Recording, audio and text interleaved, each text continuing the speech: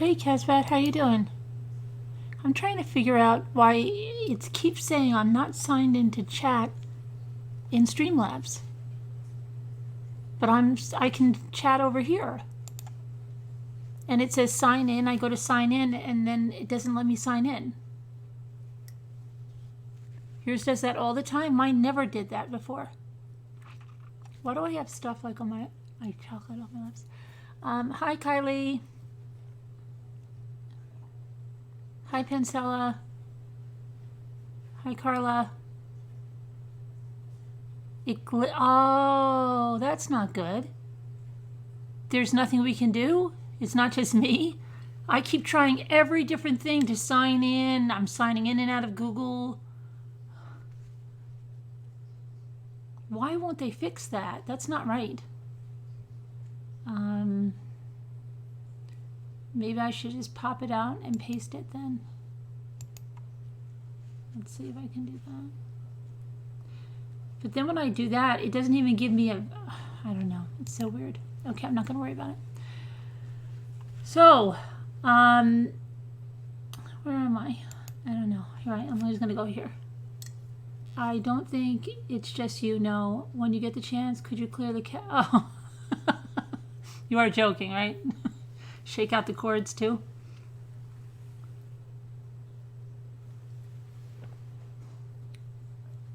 I wanted to hear some of the conversation. You wanted to hear some of what conversation? What case are you talking about? Markel? And I apologize for calling him Markel. It's Markel. Hey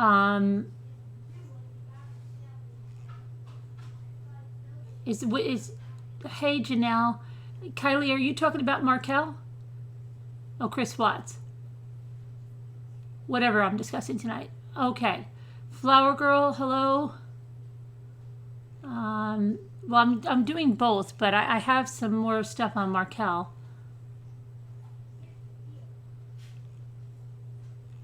XO, first time here tonight, XO? I need my eyes on a stick, please.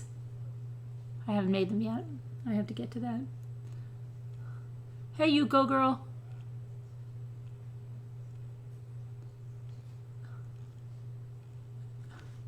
You're up early, Casbat, aren't you?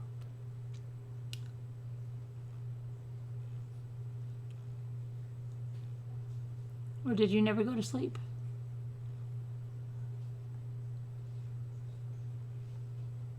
Is it cold there? I'm freezing here, as if it's like 14 degrees out. Hi, Backdoor. Hey, Jessica, you sent me something about Vipon. I only saw it as a notification. I didn't get to read it, but it looked like you said something about can you use more than one coupon or something? It all depends. Some things will work. Most don't work. Most you have to check out single items and then go back and get another item. Sometimes they work, sometimes they don't. It's very cold, right? It's ridiculous. But I'm the only one that's like freezing. Jimmy's like on fire. You don't even know what he brought into the house today.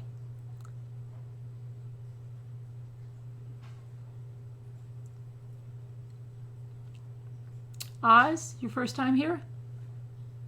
Eyes on a stick.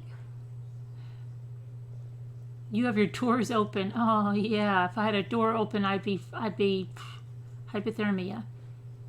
Tony, first time here? Those ads are really working. If you're wondering if to run some ads to get new people to come in, they're really working. And I don't know what I have on. I don't know. It's a lighting. What the hell is going on? Because I just ate something with butter, but I think it's my lights, and I don't know if that's driving me nuts.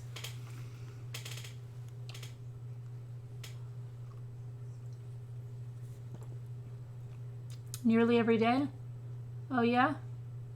Okay. First time saying hello then, though. Oh, my lips are they're like all discolored. Like, I don't know if I wonder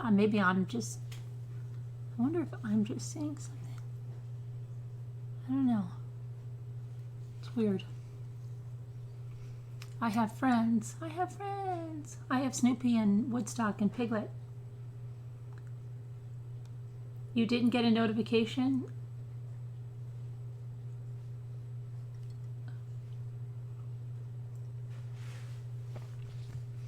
I don't think the notifications were going out. We're going out today.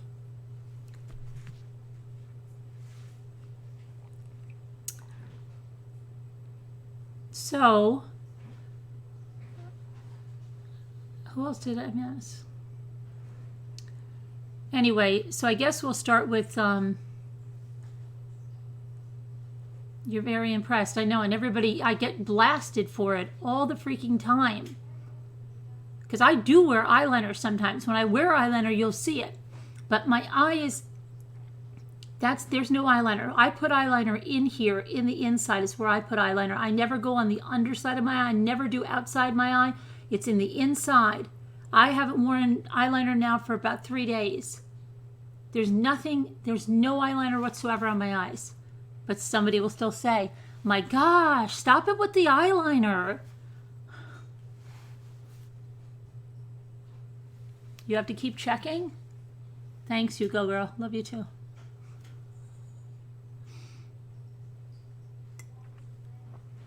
I really think I stained my lip with grape juice or something. I don't know what the hell is going on with my lip. What is that? I was using paint before too, and I hope it's not paint that I got on myself. Because I don't know why I'm seeing like something. There's nothing that's coming off, but I keep seeing a spot on my lip. Okay. Thanks, Kathy. Hi, Graciela. You see nothing? Okay, then I'm going to stop worrying because you know what I'm going to do? I'm probably going to like rub my lips raw there. And then they'll be bleeding and then I'll have something. No, I wasn't kissing Jimmy. I wasn't. Okay, anyway. Don't even worry about it. It doesn't matter, Millie. Thanks. Hey, Anna, how are you doing? How's your friend?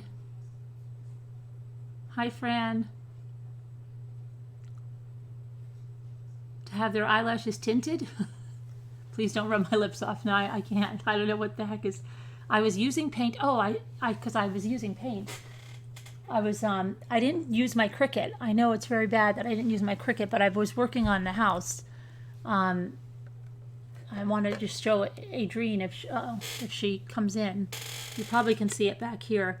I made it, it's got like gold metallic paint on the roof, and then I put like that sparkly door on there, and then it has sparkly shutters. I'm not done at all. I've got a lot more to do. I've got to get the greenery and stuff like that, and some kind of a wreath. But that's my little house. I didn't do any of the big ones yet. But I couldn't concentrate yesterday because I couldn't hear anything. But I wanted to show that I did, because my house just looked like ridiculous yesterday. It was just all looked like white. And then I've got to put like some kind of something behind the window and then put a light in it. And I need a smaller Christmas tree. The Christmas trees I got are too big. I have to find smaller ones or make my own. Thanks. Thank you. Hey, Frugal Mom, how are you doing? Cindy Chauvin? I tickle your heart? Oh. Well, welcome to the chat. Did you hear about us from the advertisement? Hi, Lisa H. Lisa H. What did you get? You didn't tell me what you got in Albany. What'd you get? Did you get good stuff? Did you go to the Walmart there? Did they have stuff? Hey, Angel Kelly.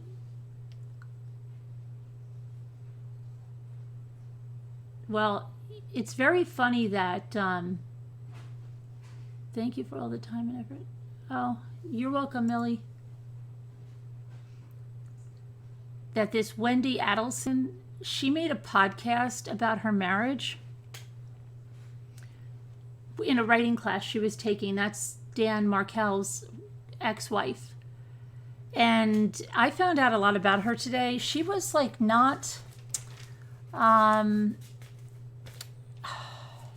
She reminded me of like some girls that I went to school with. Let's see. She was like, she looks better I think now than she did back then, because she was like a little bit pudgier then. Oh, the latex, right? Yeah, like when she was on that show, The Weakest Link, right? She was not particularly attractive.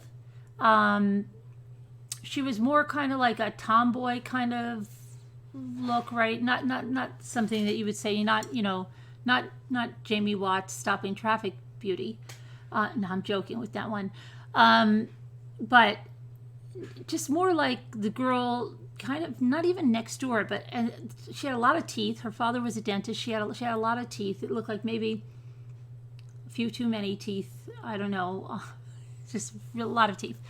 But she met him on J-Date. Did you hear this? She met him on J-Date. He's from Toronto. Okay. So you're still watching. Hi, Tamara. Hi, Rachel. Uh-oh, something's going on here. What's going on here? Oh, no, I'm getting a warning on my thing. Okay. She watched him on J-Date. He grew up in Toronto. He grew up in a very affluent area of Toronto. He had a real passion for his Judaism. He loved the Torah. He was really, really passionate about it. And he had his dreams set on Harvard, and he wasn't going to hear anything of it. So he went to Harvard, he graduated law school. He started working in a boutique law firm in Washington, D.C. And I don't know, they both went on J-Date, okay? She was a little bit of a weird egg. She went on The Weakest Link, and they said, what did you want to be when you were little? And she said, a giraffe. Okay? Anyway, her father was a dentist. Her mother was a teacher, but then she quit her job and then eventually went into the dental practice. She had two older brothers, and one became a lawyer, one became a doctor, and then one became a dentist, which was Charlie. So she was in Miami, and she goes on J-Date, and he's on J-Date, but he's in Washington, D.C., okay? I don't know. He doesn't seem the kind of guy, like I just imagine his profile would be like within 10 miles. I don't picture him saying it's okay if you're in Miami. And she had a lot of teeth, but her father was a dentist, so he probably wanted to showcase them, right? Because, they were nice. They were straight and very white and everything like that, but there was just a lot of teeth in there, Okay. So he did, though, which really shocked me about him. I really didn't think he would do that. But anyway, they started this relationship, and it started to move pretty fast. And now his father, because he wanted to become a law professor, okay? But his father was telling him, look, you're on the track for partner at this. They were nice teeth, but just a lot of teeth. Okay, so he was on the track for partner. So his father said, well, why don't you work 10 years? And then, what happened? Must be her teeth is why I was thinking she looks so different now.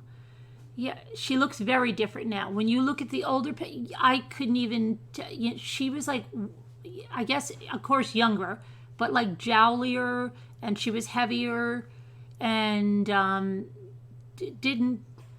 think Mama's influence. Mama probably put her on a diet, gave her laxatives or something. I don't know what Mama was doing. But when she was living away from Mama, she didn't look the same. Anyway, so, and I think Mama is that way. Just that's my opinion. That's my opinion. I don't know that for a fact. Anyway, so where was I? So they got together, and the father said, look, you're on track to make partner. Why don't you just do that for 10 years, sack away some money, and then go be a law professor? But he said, the son didn't listen. The son got an offer at FSU, and then their relationship moved really fast, and they got engaged, and the first sign of trouble was the wedding. okay? Both families were paying for the wedding. And Dan wanted a kosher wedding, okay? But the Adelsons hired the caterer, and they didn't go kosher, okay? So that set the tone for the marriage, that her family just, they went to the point, they didn't like him from the get-go, is what it seems. And I don't know why, because he seemed like a good catch. But anyway, she goes on later on in this podcast to say she tried to listen to this one. This is how you want to go into a marriage. And maybe some people would think, some people might think, and I have to say this. There are a lot of arranged marriages. There are still religious sects that have arranged marriages, and they believe it's fine. And maybe some of them say, and they have said, that it's better because if you don't love them, like if you don't have that it doesn't go, and it's just like, you're not going to say, oh, I fell out. They think it's better. I'm just telling you. So she, even though she wasn't like that, she said that she thought she could cheat the system. Marry a man she did not have passionate love for, because why was that important? It dies anyway. And, well, it didn't work out so well for her but see, I don't even think it was the passionate love thing. It was the fact that he was renowned as this law professor, and he loved to debate, he loved to argue, he loved to poke, he loved to incite. He got this huge reputation. Everyone knew him.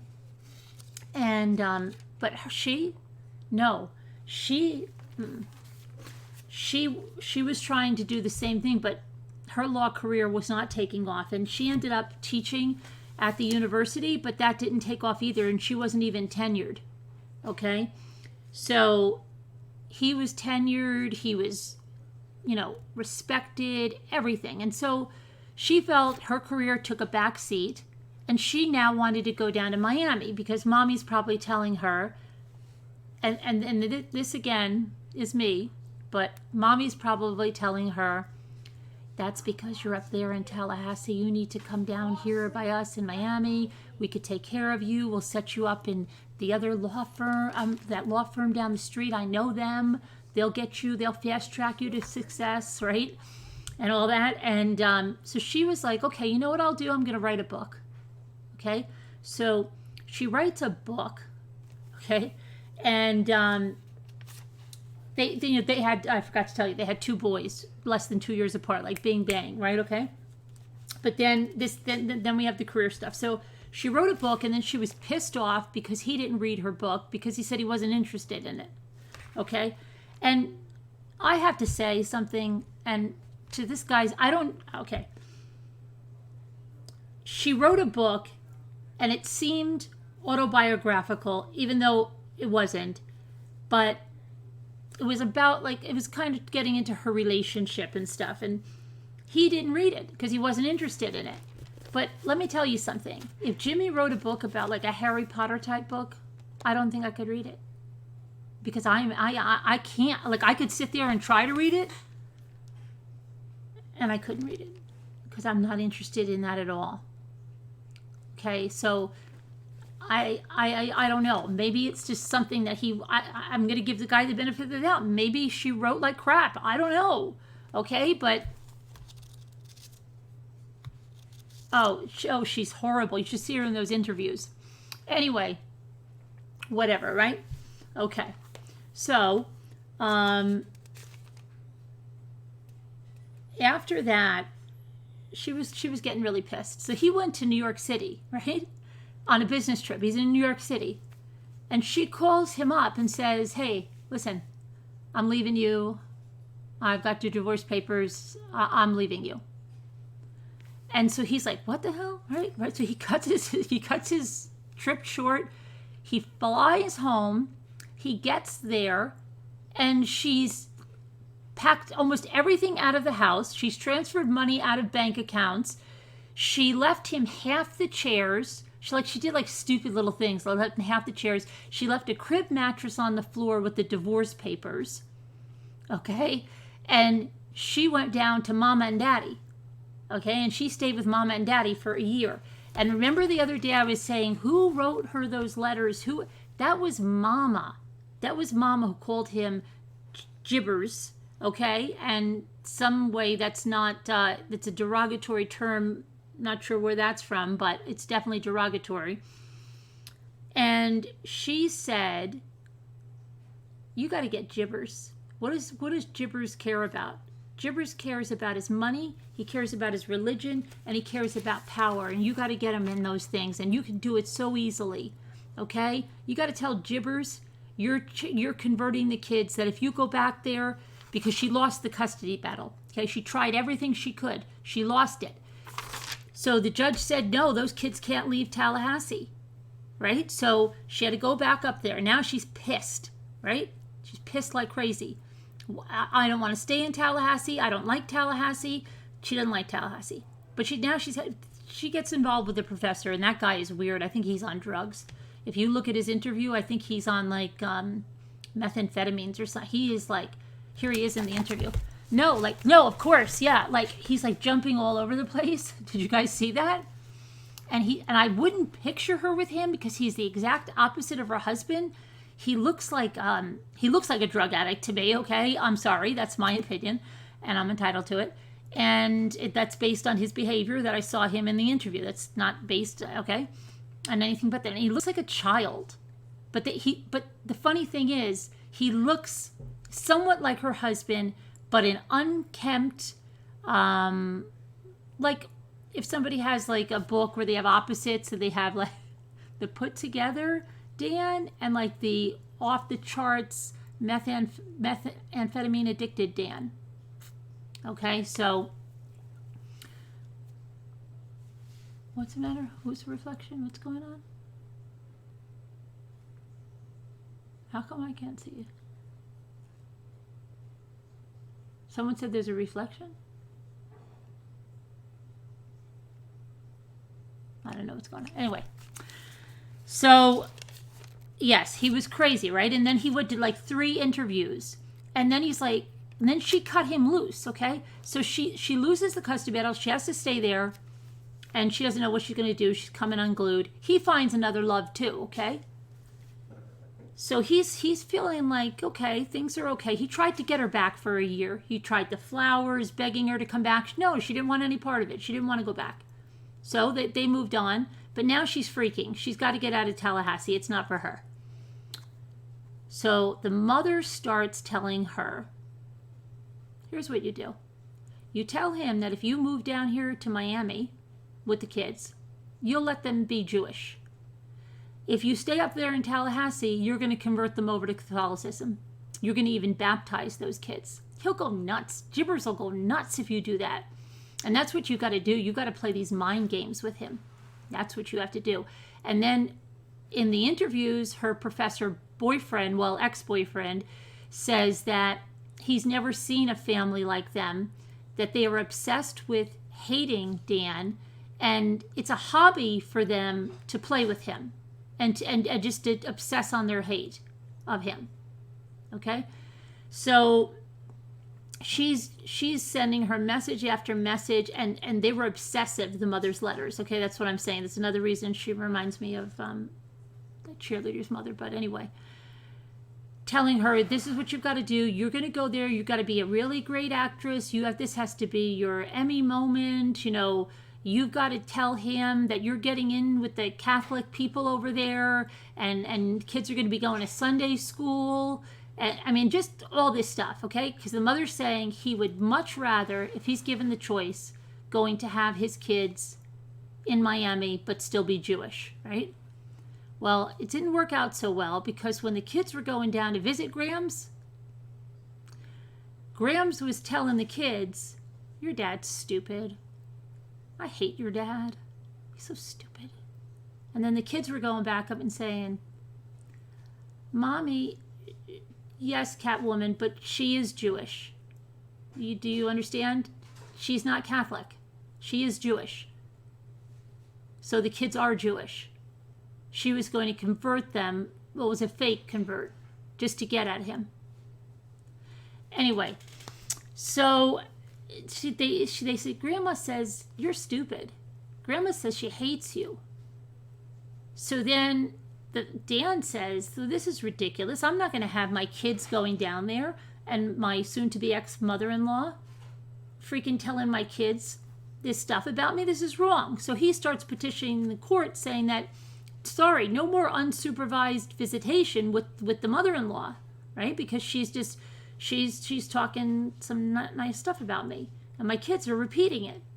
So now Mama is a wreck, right?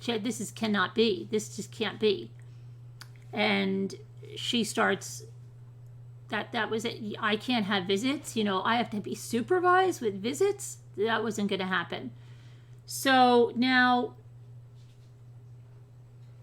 that's where the whole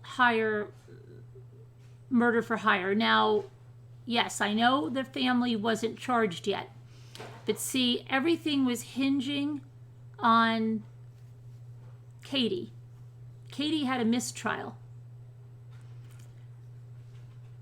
And I felt that was going to happen because if Katie was convicted, that would set in motion for them to bring in Charlie and maybe even the mother. But it didn't happen. It was a mistrial. Garcia was convicted. So then, if you look into what happened, and if you know what happened, he went to the gym, right? Two guys followed him in a Prius. They have the CCTV of them following him in the Prius. They have, he went home, he was on the phone, and he pulled into his garage, and then he was shot. Close range in the face. It obliterated his face. And the neighbor was pretty close. He heard the gunshots. They called 911. They took him to the hospital, but 15 hours later he died. And then they started taking her in. Okay, so she's not a good actress. And again, if you're not guilty and you didn't do something, why do you keep saying like, oh, he put me through hell, but I wouldn't do this? Like they were always, do you think I did this? And then she was like really weird with her parents. So they brought her in for 8 hours. They questioned her for 8 hours, no attorney, which I can't believe, no attorney. That's what I can't believe there. Okay.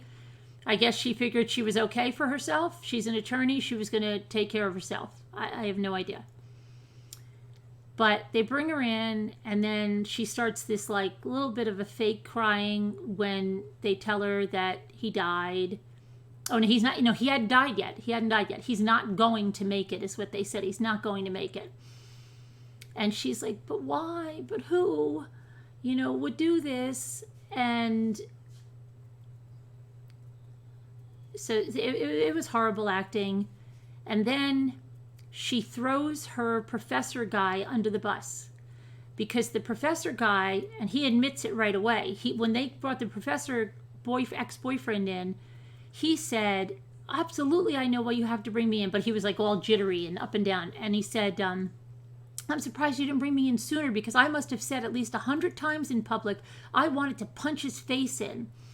And so they said, well, he was really forthcoming with that.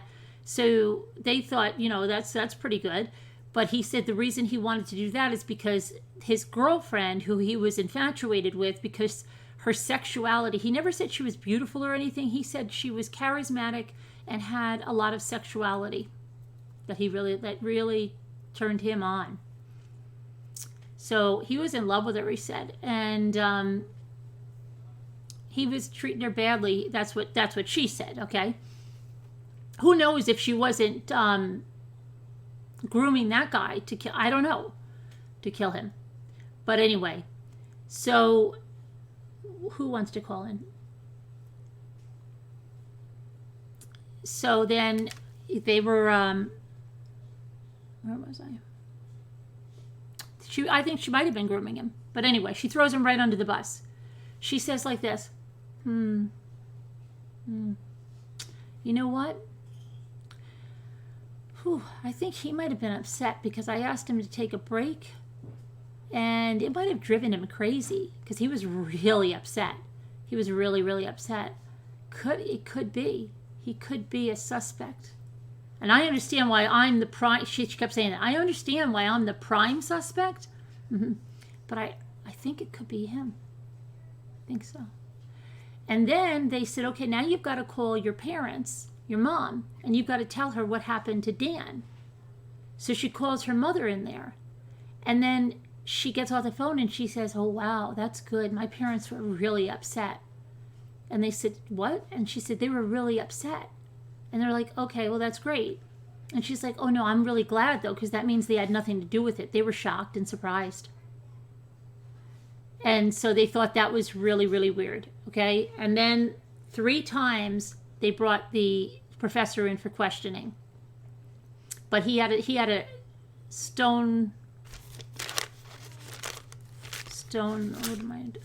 rock hard alibi.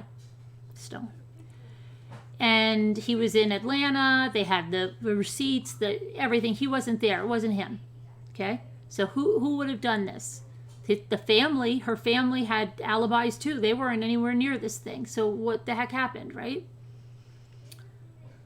So they suspected the mother right away, and you know, it seemed like it wasn't a random murder because of the way it happened. Nobody stole anything from the house, from the car, nothing. So they knew it was intended. It was a hit on him. So they found the car. We know this. It was registered to the one that was the kingpin for the Latin Kings gang. And then he started singing like a canary, that guy. And he threw in Katie and Garcia. So that's what happened, and that's where the trial was. But now, what's really wacko, okay, is that this one over here, she lives with her parents for about a year, and then a year later, she moves into, I think, a 2-bedroom condo in Miami, and then she takes an English class, and she does this podcast in her own words about her marriage, okay? This podcast that's for English, and it's crazy because, I don't know, if you haven't seen like the interviews she does, let me see, hold on one second, let me get.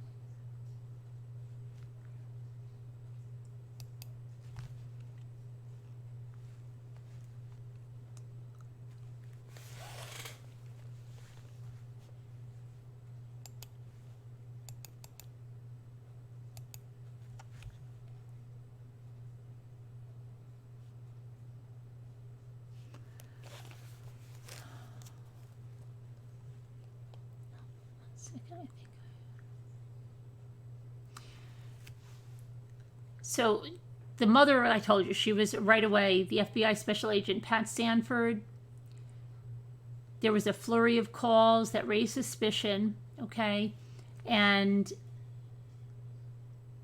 and the friends said that he had 2 friends, a husband and a wife, that said her family hated him. It was like beyond hate for him, this guy. I don't know why. And that's what she kept saying.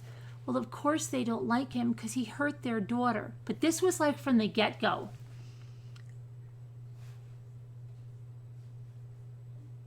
They did that fake call to the brother, right, where they, hey, Tutu is not taking care of, you know, that one, right? We heard that one the other night.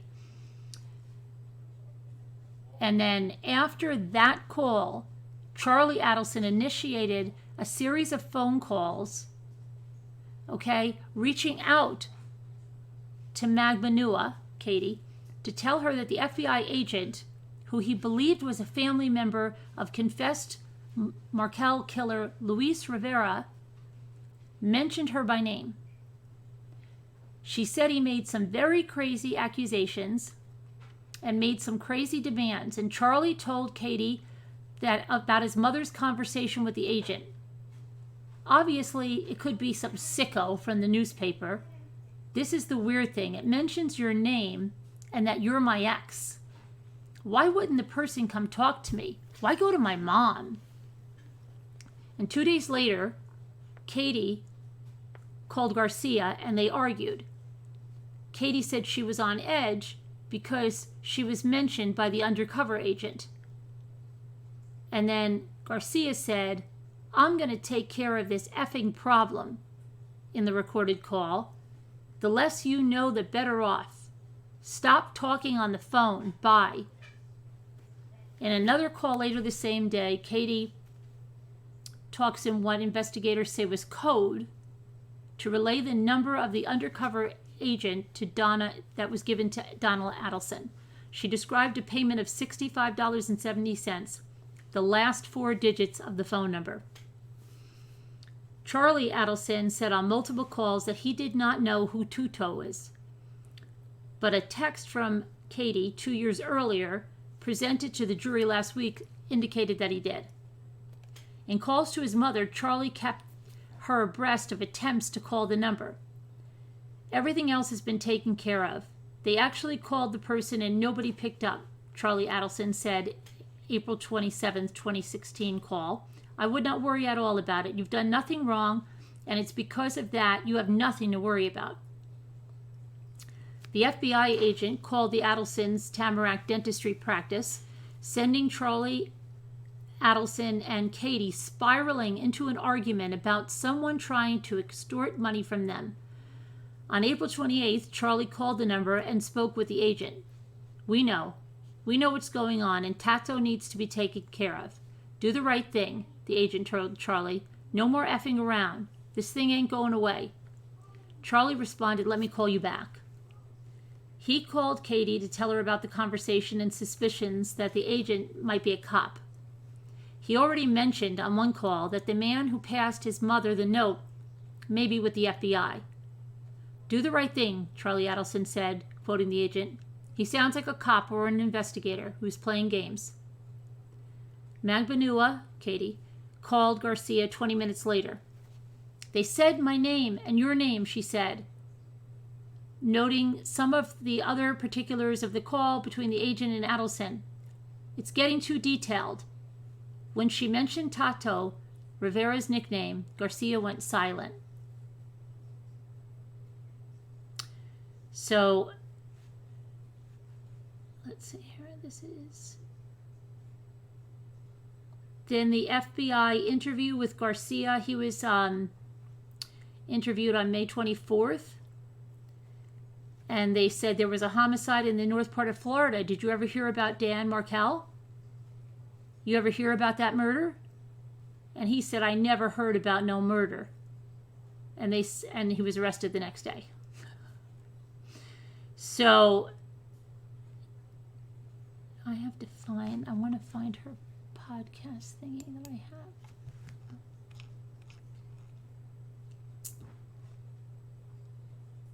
And then just so you know about Katie, jurors deliberated for 11 hours Thursday and Friday of last week before convicting the man who fatally shot Dan Markel in broad daylight in 2014 and deadlocked on a woman prosecutors tried to prove was the go-between in an alleged murder-for-hire plot. Sigfrido Garcia was found guilty of first-degree murder following nearly 2 weeks of testimony in front of a Leon County jury of 10 women and 2 men. After that decision was announced, jurors briefly continued deliberating on whether to convict Katie, his co-defendant, and the mother of their 2 children, after sending signals earlier in the day that they were struggling with reaching a unanimous decision. They officially deadlocked, prompting Circuit Judge James Hankinson to declare a mistrial. So Katie will remain in jail as a charged co-conspirator, and the state will try her case again.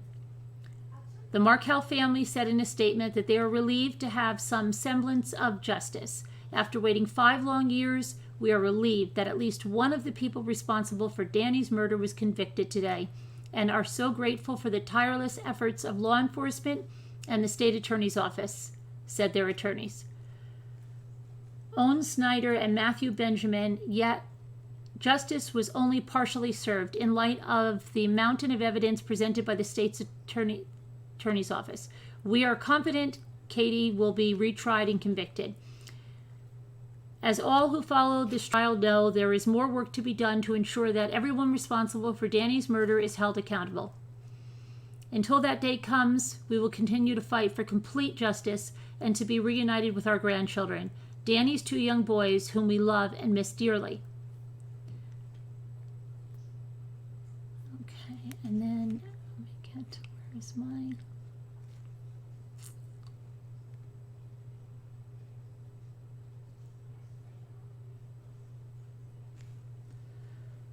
Wendy. Oh, here we go. Okay.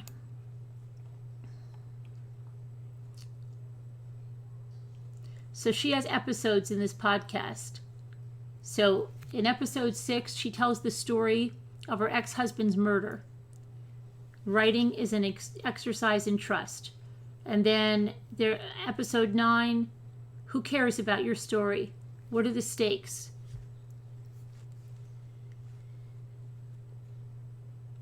So if you can, I think, find the whole thing online if you search for it. But there was something, hold on, that's not the one I wanted.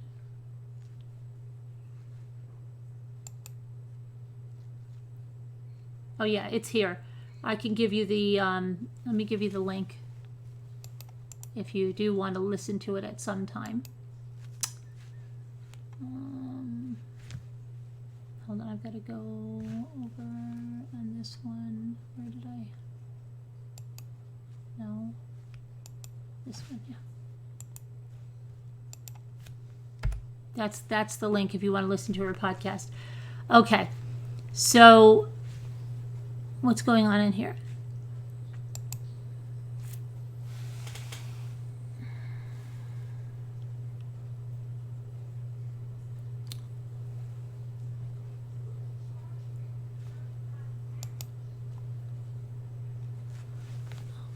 Hang on a sec. Okay.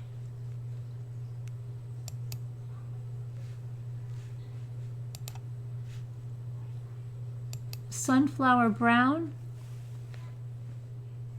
Please, okay, if you're blocked from now on, please, you have to send me the URL of your channel. And I know your profile, because everybody, it's okay. Just go to your homepage on YouTube and copy the URL and send it to me, because I just can't go in and unblock you because there's a lot of people.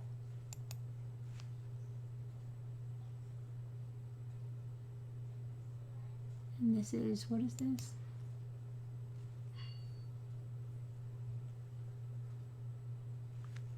Oh, okay. Thanks for that, Melinda. I'll check that out later. Okay. All right. So let me go back to, but there was some, hold on, transcript of the,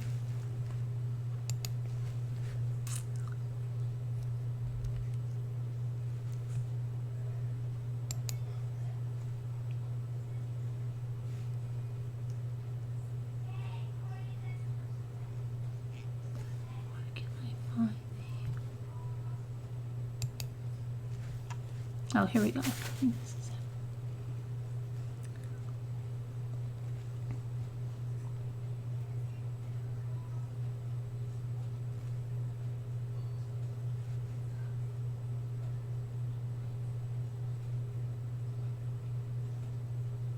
Okay, many things have been said about Wendy Adelson around the web over the past few years, and people are entitled to their opinions.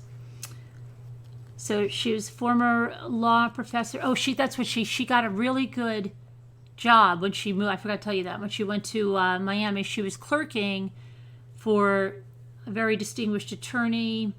So she was having, it was at 11th Circuit. She was 11th Circuit clerk, and she was a graduate of Brandeis, Cambridge, and Miami Law.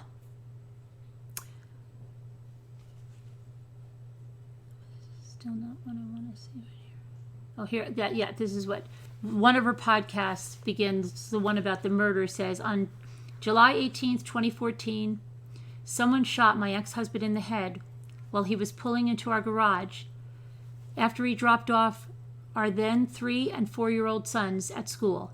I only found out this information when the police picked me up from a lunch date I was having with 2 girlfriends and insisted that I come with them back to the station, and then interrogated me for 8 straight hours, because it's usually the ex-wife.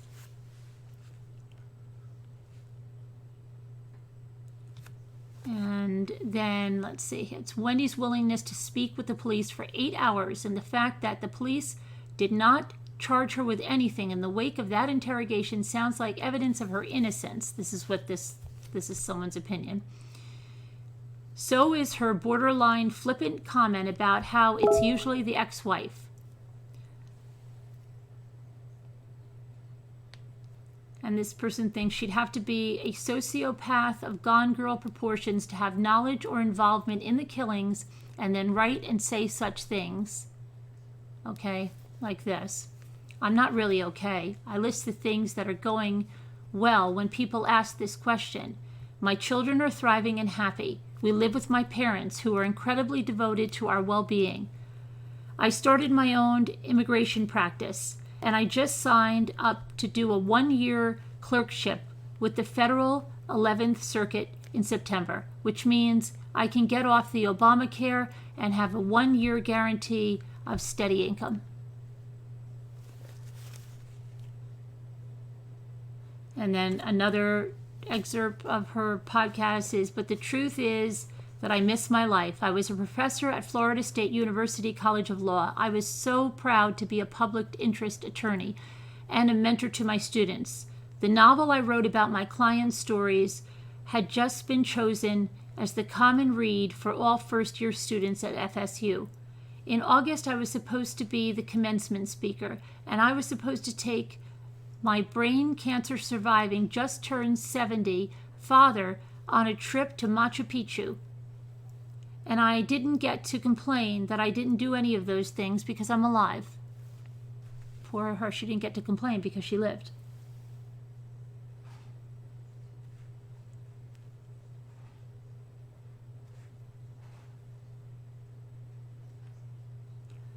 But, I mean, you should try to look at her interview and stuff. It's very interesting. Is anybody, like, really, I see, like, a bunch said let me go back to the chat. Anybody really following this and want to...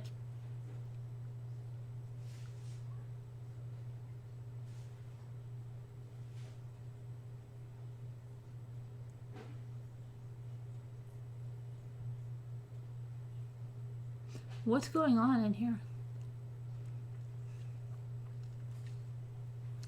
Hold on a minute.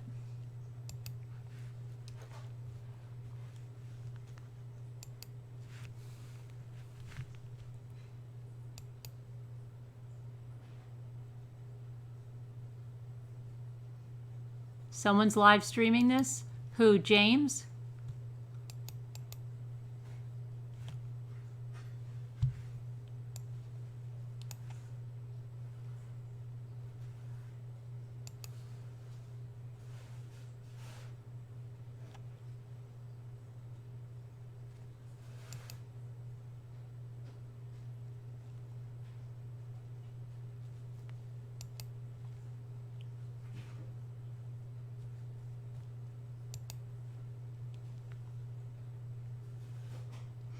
This is James in all these different profiles coming in for me to check my email. Has to be.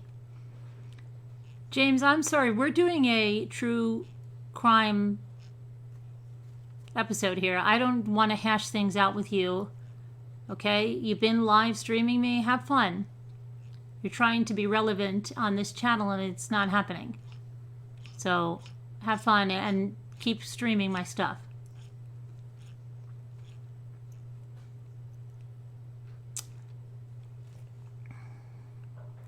if someone like can go, if someone wants to record that stuff, that if you have a screen recorder or something.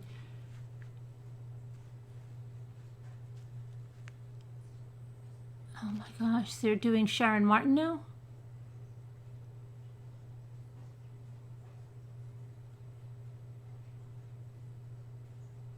What is going on?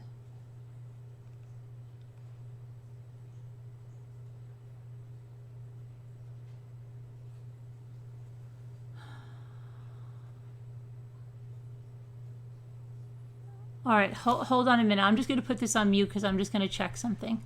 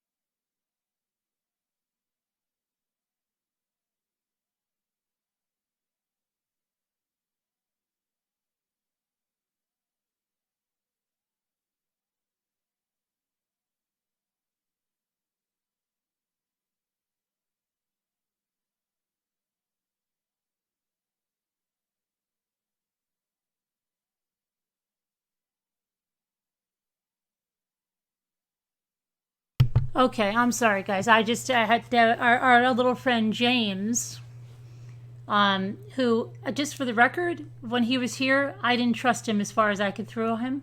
A bunch of you didn't either, with good reason. Apparently, he must have bought his subs because he has no views to match those subs. He has 50 people watch him on a good day. And the only reason he has 62 now is because a bunch of us are over there watching. He's trying to get relevant by coming here. And he's sitting there just with a whole bunch of hateful, rotten people just saying horrible things about me, about the channel, about what he's just, that's what he's doing. And this is the third time that I've seen. I think he's done it 4 or 5 times. But now I've got the stuff, and he thinks that he can just delete this, and it's not a copyright infringement. But that's not true. He should check the YouTube standards because he's supposed to be an expert on them. I guess he's not.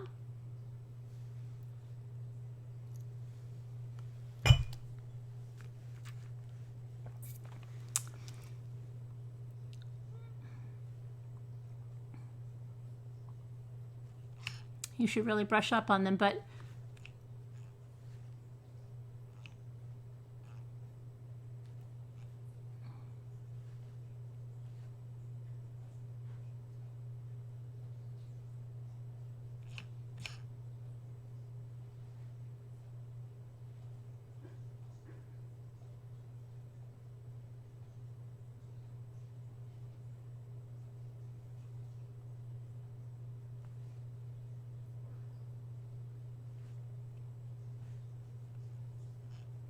okay, don't even get, I'm just going to report them and then they can have fun there.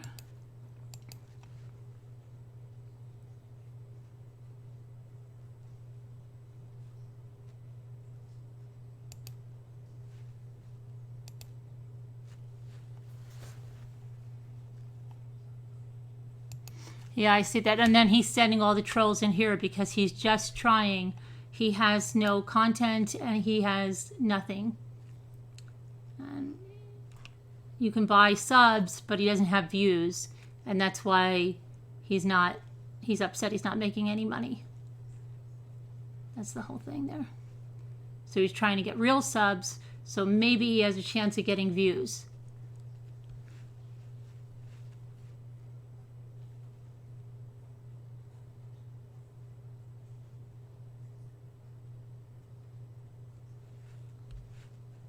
If you have 100,000 subs, you should have way more than 200 views a day if they were real subs. Okay, so let me go back to the chat here.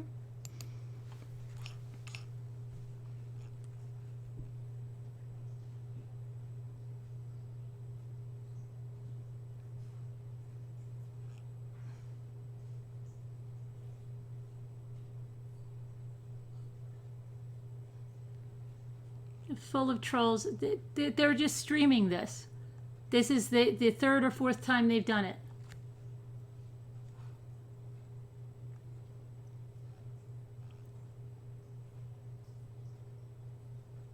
Bottom feeders, yeah. I don't understand, like, I would feel so bad about myself if I had to rely on that. Why don't they just, their content is crap. Okay, if they can't, they have to do stuff like this. And they think they'll ever get ahead. And now they're going to threaten me. The guy said he's going to be like a demon all over me. Go ahead.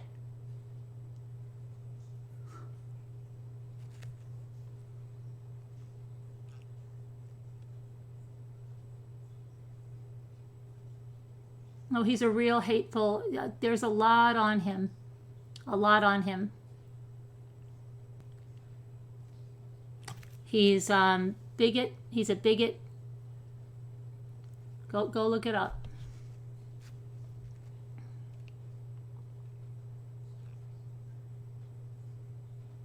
He's been begging to come back on. You're not coming on. So have fun.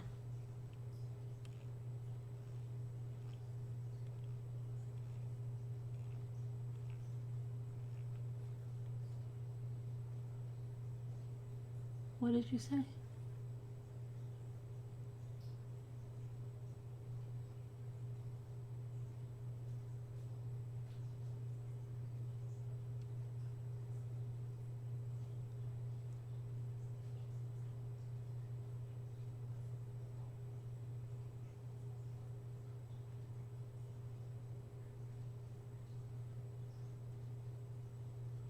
He's blocked. He's blocked, True Crime.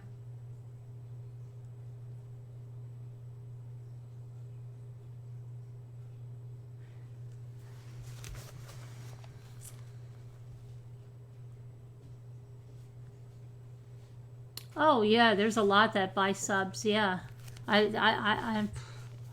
it's I don't understand.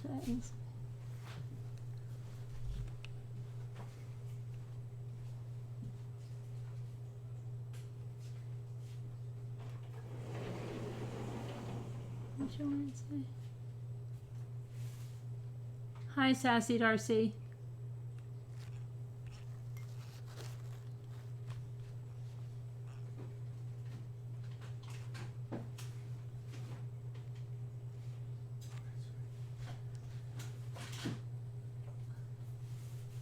Look at this, Jimmy. Jimmy. What? Look at this. Let me see. He's live streaming me, this jerk, saying all kinds of stuff. They're gonna come get me. They're gonna get Where? a demon on me. What do you mean? They're live streaming me. Who is? This guy here, James, that keeps emailing me. She's.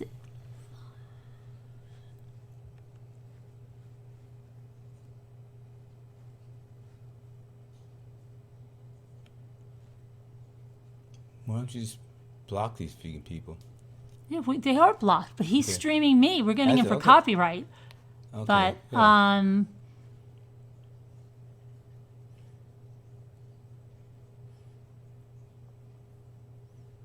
yeah, just don't even pay attention to that stuff, honey. Okay, please. This is not what, you know.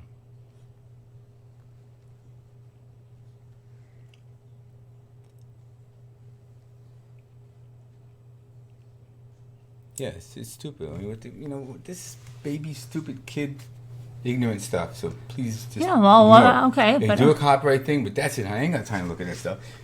Let some jerk come over here. You know, let him come. Just let him come. yeah, that's what I said. You know, I don't think. I think if they knew where we lived and the layout of the land, they wouldn't want to come here because they might never go back. They might never get away. It's not a good place to become trying to start trouble. Oh, thanks, Stephanie. Yeah, please. I need to move on from that. Anyway, yeah. You know, that's just. Don't waste any of your energy on it. No, I'm just trying to catch up with the chat.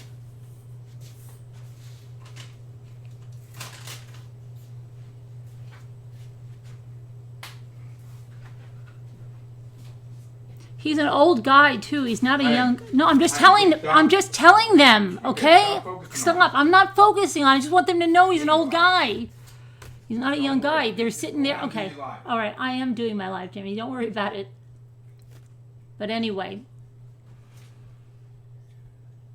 don't worry about that now. So. That's what he has nothing better to do than that. He's got problems. Oh, he has problems. Yes. Okay. So, who wanted to call in and discuss this, Markel? I think somebody did. So let me see who that was. Oh, I'm sorry that you lost your kitty there, True Crime. That's tough.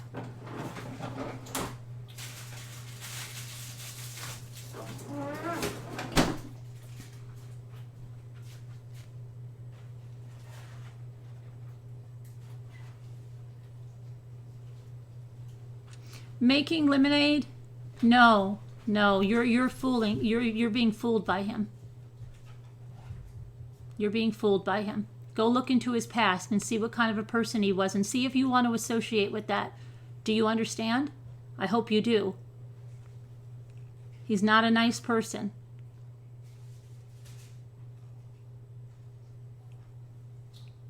No one I want to associate with.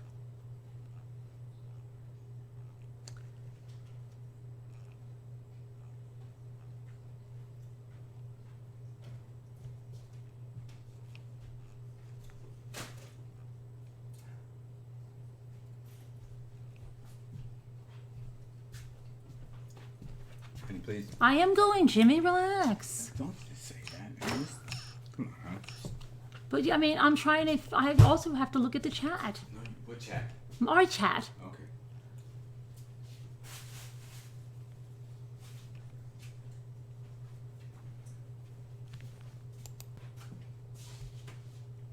Thanks, Cindy.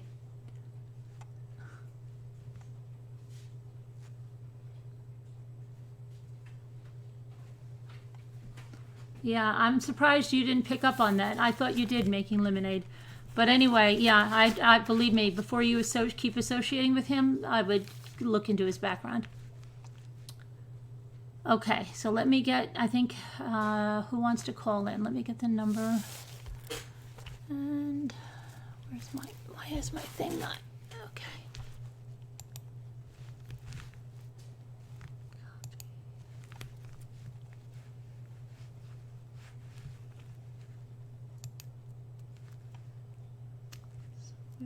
Go here. All right, Britt, you want to call in? Okay, good. I'm going to give you the number, Britt. I'm going to get back on track.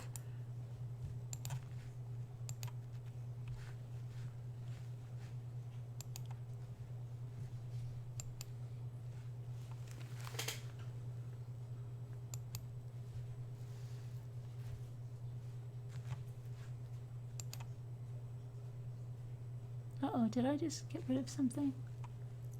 I just hopefully didn't get rid of the chat there. No, okay. I don't know what that was.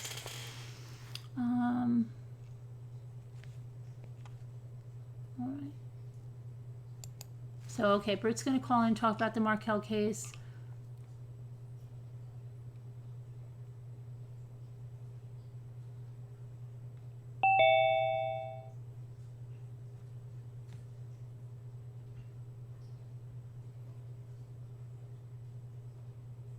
You watched the whole case about... Hey. Hello.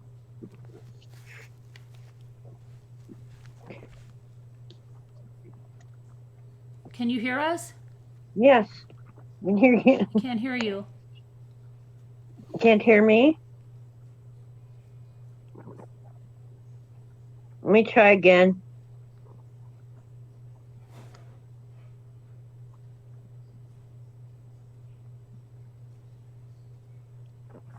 Can you hear me now? Earthbound? Britt? Yeah, I'm here. You can't hear me? You hear? Oh, I know what I did. Okay, hold on. I know what I did. Hold on. Hello? Yep. Now I got you. I muted before because I didn't want to have his, I didn't want to hear his thing. Okay. Sorry. All right. So, does it bother anybody how it is so clear and obvious that Katie is definitely guilty, not of first-degree murder, but she's definitely guilty of conspiracy to commit murder. Right. But yet she's hung. There's a mistrial on her. And Garcia, he's guilty of everything except for conspiracy. Right, but you know what? Just because she had a mistrial doesn't mean, look at Jodi Arias, right? Right. She had a mistrial and she was convicted. So I just am really bothered. I mean, she had hold on a minute. Am I losing it? Did she have a mistrial on the? Was it the verdict or was this sentencing? Which one was it? Do you remember? She had two. I actually don't remember. Now my mind's playing game. The sentencing, because it wasn't. But didn't they went? Okay, hold on a minute. She had a mistrial. They hung on the. Okay, so now everybody's remembering it a different way. The sentencing, right? They were hung. But then I thought there were two trials for her. I don't know why I'm remembering that. You'll call in, Danielle? Okay. So, yeah, but it's just, they said they will retry her. Right. so the mistrial doesn't mean, she could still be convicted. And I almost think that the family had something, like, I don't know, because if she's convicted, they're going to go after Charlie, maybe the mother, maybe the sister. Yeah, hopefully. Right. But don't you think their power in all of this, that they're not going to want to allow that? Right? Right? That's what I said. I'd be scared to be on that jury, and maybe the jurors were scared.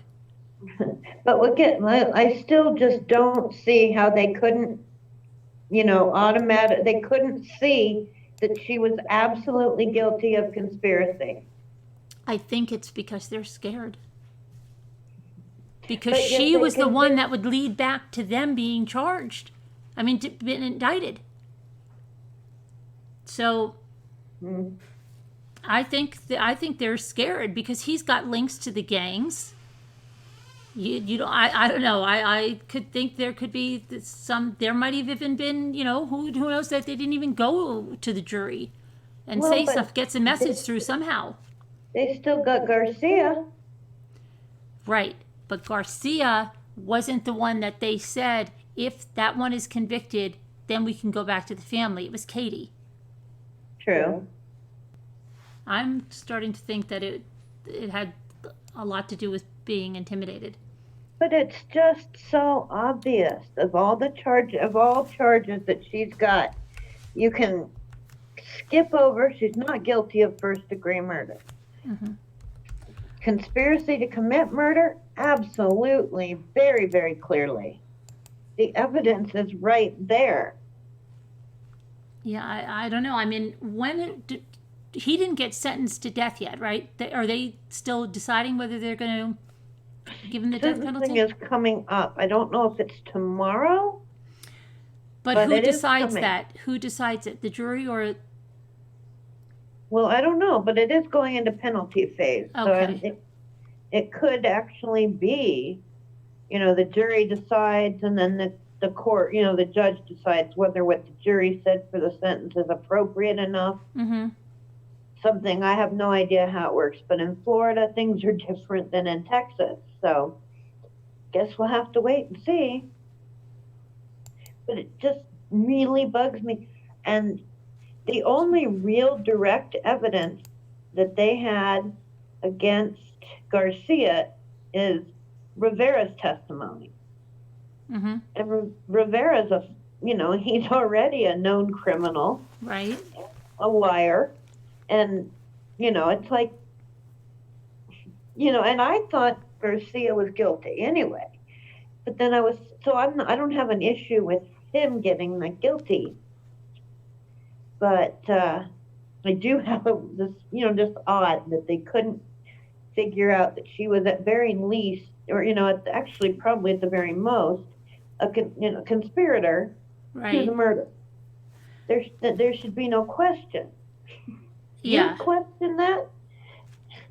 No, but I really think that someone on the jury was intimidated. More than one, I think. I really do think so. And that's a very sad thing, isn't it? Yeah, it is, and we'll see what happens with the the retrial. I thank you very much, Kathy by name. Mommy, you're one of the best on the Bring the Facts and the Truth. He just needs to grow up. Don't let it get to you. Thank you. And someone says, how did the ex-wife, she got immunity, so she never has to worry, but Charlie's got to worry, and they want to know how she got the immunity. Let me see here.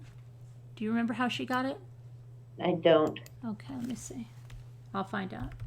But they're definitely going to come back to Charlie and then Donna at some point.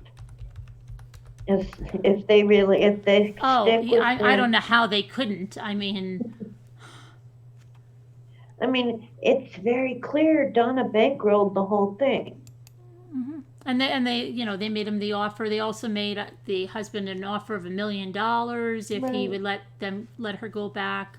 Let her relocate with the kids. Yeah, no, this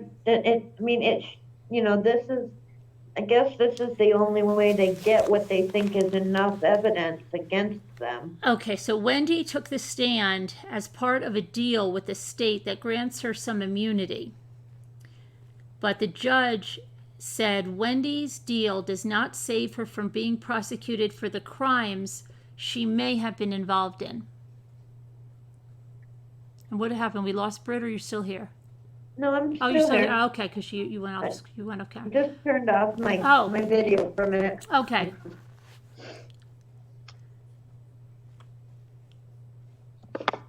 So let's see. Yeah, I want to listen to all of those episodes in that podcast. I was just back listening to it. I was listening to everything. I went back and I listened to Rivera. Oh yeah. And I was listening to it and I was waiting for the impeachable stuff. Mm-hmm. You know, stuff that just made him sound completely like a liar. And there was some impeachable, you know, stuff that I would think that didn't help anybody. Right. Thank you, Bethany. Thank you very much. And we're discussing Markel, Dan, the professor that had a murder plot on him, and he was assassinated in his car, in his driveway, in his garage, actually. And they just had the verdict last week, but there was a mistrial in Katie, and so there's a link to a podcast from the ex-wife that you might want to listen to.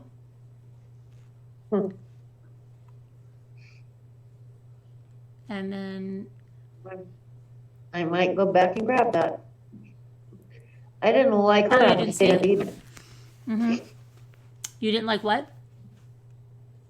I didn't like Wendy or Katie on the stand. Oh. Katie was, you know, you could tell they were both lying. I don't know, Kathleen. It's kind of a scary case, right? They had a lot of power and a lot of money, okay? They seemed to know they seemed above the law, that whatever they wanted, they would get. They offered him $1 million, Dan, to let the kids move back. He didn't take that. They were hell-bent on, they were obsessed, as her professor ex-boyfriend will say, on hating him. And everything points to that the mother and the brother contacted, Katie, who got them the guy from the Latin Kings, and her husband and her baby daddy, and then that was it, right? So they got what they wanted done, and they got their precious daughter back, and didn't have to worry about the ex-husband anymore, and all of the demands he was making, and she didn't have to take a back seat with her career anymore because she was very jealous that he was more renowned than her and everything. She was very jealous, and so now she got a different job, and thought they would get away with all this. And now I would be scared to death if I was on that jury, having that, not only the gang, but having this family with all this power and money there that has the connections to the gang. Yeah, what'd you do? I would be scared to death. But Rivera they don't care told about them on Rivera. the stand, They I'm don't no ca- longer. But see, they don't care about Rivera because He says what? He says I no longer am a member of the Latin Kings. I lost my everything when I went, when I was on this, when I got this federal charge. Okay, but I'm sure he So still he's has. not. Yeah, that wouldn't make me feel better. I'm sure he has connections still. And I'm sure the people he that does cared about him too, have connections. And I would, I don't know.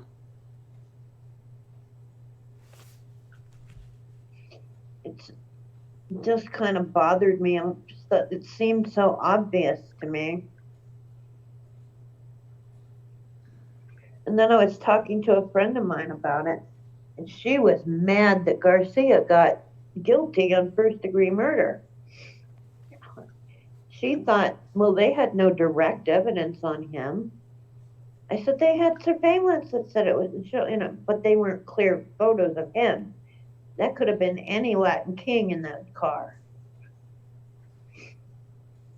So she was mad. Mm-hmm. I don't know. It's just a really And weird I said, case. I mean, I don't know. It's frightening. It really is. And I thought, okay, what's the verdict going to be with her? And then, of course, it was hung. That sounds to me like, I don't know, somebody got through somebody, or somebody's just really scared. well, I hope when they retry her, the next jury isn't intimidated. I don't know. I mean, it wouldn't be the first time that stuff like that has happened, right? No, but she is so obviously guilty of that conspiracy to commit murder. It's so obvious. I don't know. It'll be interesting to see what's going on. I'm just trying to catch up with the chat here. Hey, Maui Chickadee. Hi, Diana, Robin, Ruthie. And something, a mama, it could be either one. She says intimidated or paid off. They had enough money. A lot of people don't want to get involved in crap like that, even take the chance. Right. I just hope that they really do retry her and she gets, take first degree murder off. She's obviously not she didn't do the murder. Right. She definitely conspired to have it done, though. And Donna was bankrolling the whole thing. It's just obvious. Mm-hmm.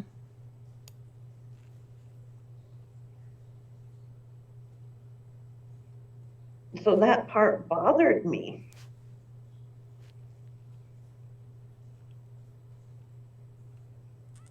I'm just catching up. So did you see any commentators talking about why they think the jury was hung? Because I didn't watch or follow any of that. Any other theories? They didn't really say anything about why they thought it was hung on her.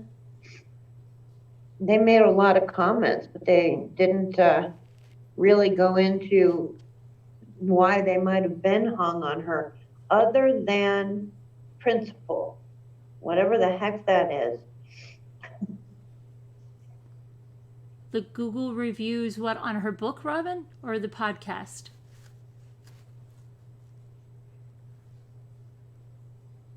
You watch the trial on Court TV. Thank you, Hennessy. Aesthetics Institute in Coral Springs.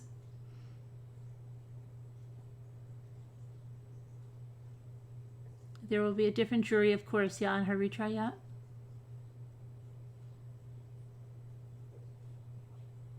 Why do you think they hung? Possible that it was lacking something, you're saying, true crime? That's what I'm wondering, because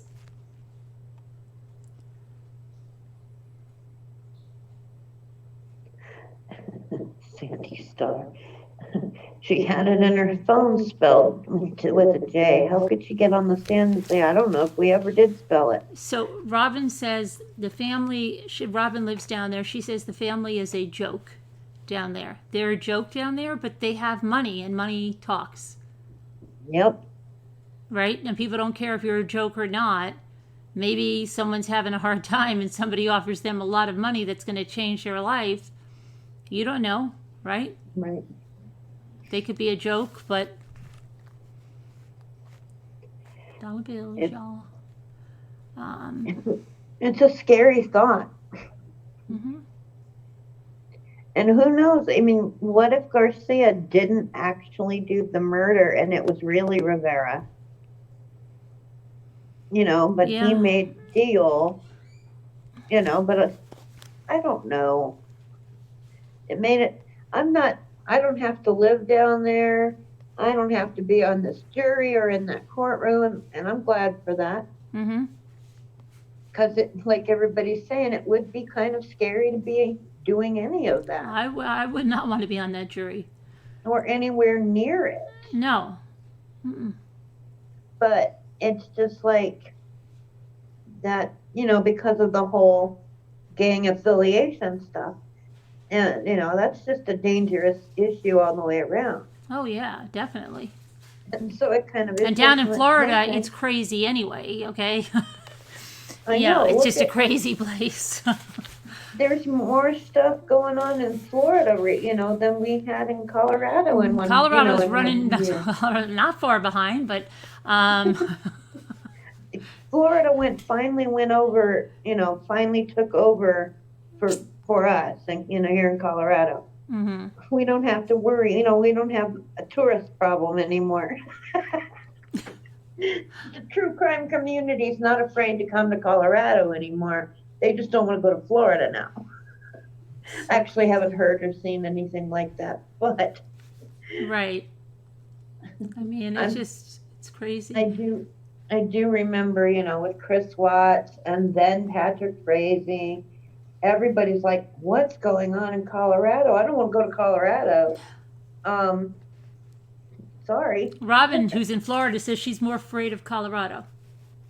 She says, give Florida a break. I used to be down in Florida a lot, Robin. Really. I mean, and I, knock on wood, never had any issues. But a lot of crazy stuff does happen down there, right? It's a lot of crazy stuff everywhere. Plenty are coming to, yeah, with the weed and the gas and the grass, right? Hi, Danielle. Hi, Carolyn. How are you doing?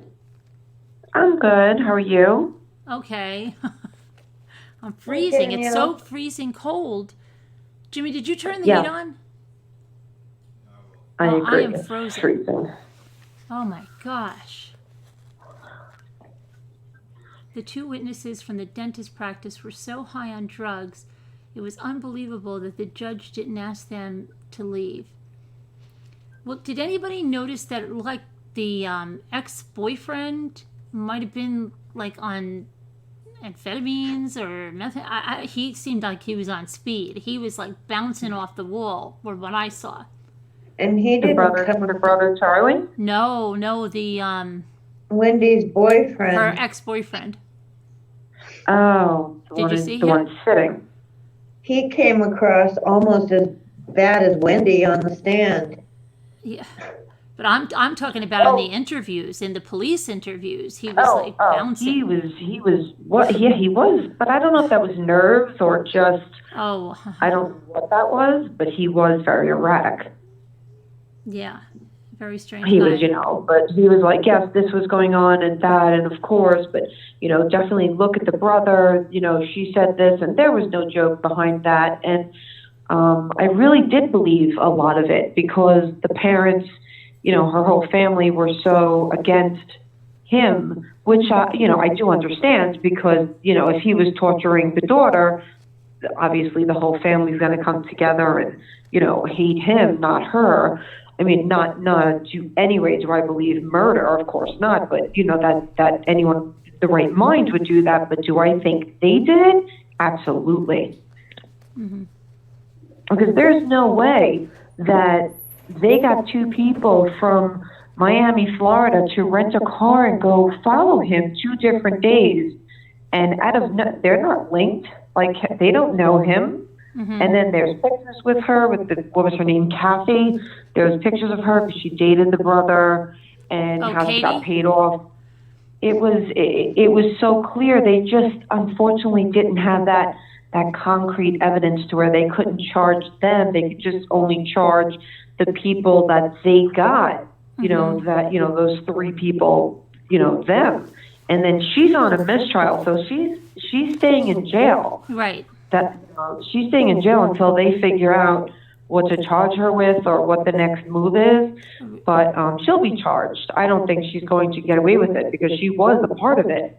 But I just wish that their family could be charged. Yeah, I mean, it's like, well, I think that's why, that's the whole thing, because they kept saying if Katie was convicted, the next step would be that they could go after Charlie and maybe even After Donna. Charlie. And yeah, And then maybe the mom and Madonna, right. you know, because that, I mean, especially, did you hear that phone call? How Yeah. cryptic they were in that phone Yes, call? and the other thing is, like, why can't his parents see the kids? Yeah, and what's up with that? That's just, you know what that is? That's pure evil. That's pure evil. Because she's afraid they're trying to take them away, which is just dumb. Yeah, which I know, but, you know, there's ways to go about that. There's supervised visits. I mean, you can't just cut, you know, someone out of someone's life. But You I do just can't even supervised believe they visits can't and- fight in court the grandparents for their rights. Some You know- some states don't have grandparents' rights. Yeah, that is true. So That is true. there are. This is Florida. This was Florida? No, they live in Toronto. Oh, Toronto. Oh, because my uncle lives in Florida, They and they live in my Florida. uncle and aunt, and they got custody of their children's children because they needed it, and they got it. So I was thinking Florida. But that's right. She hated the Toronto. She hated it. She didn't like how she felt undermined and how he was so much better than her. And honestly, we all don't know what goes behind closed doors and what their relationship was like. And maybe, you know, she did feel a little, you know, jilted and she wanted a better life. Plus, I think she missed her family, you know, and her life in Miami. I think he was the hooray over there, and, you know, she wasn't. So, Right. you know, she didn't get the respect she wanted. And I get that. You know, do I think they should murder people? No. But, you know, I understand. I could step back and look. But yeah, but she took the fast track. She said she was fine marrying him without having passionate love for him or loving him passionately or whatever she said, because that's just going to die anyway. So she'd be in the driver's seat. She took the, you know, she cheated. Yeah, which is so stupid. Okay, and I guess it didn't You're work right, out. Priscilla. Priscilla said, "What? You could tell she was lying. She seemed to be a good liar. Not sure what kind of lawyer she was, but she should be in the acting world." Yeah, lawyers are good, but so is anybody else. Everybody's a good liar. I was at FSU at the same time she was. Now, Robin, why am I getting you confused with the Robin in Canada? Did you used to live in Canada? Did you come on and do the crafts with us? I don't know why I'm thinking that's the same Robin.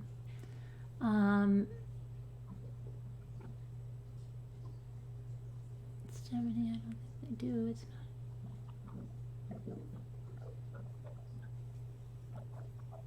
Oh, and then she did that thing. Yeah, in her podcast, that's where they got met.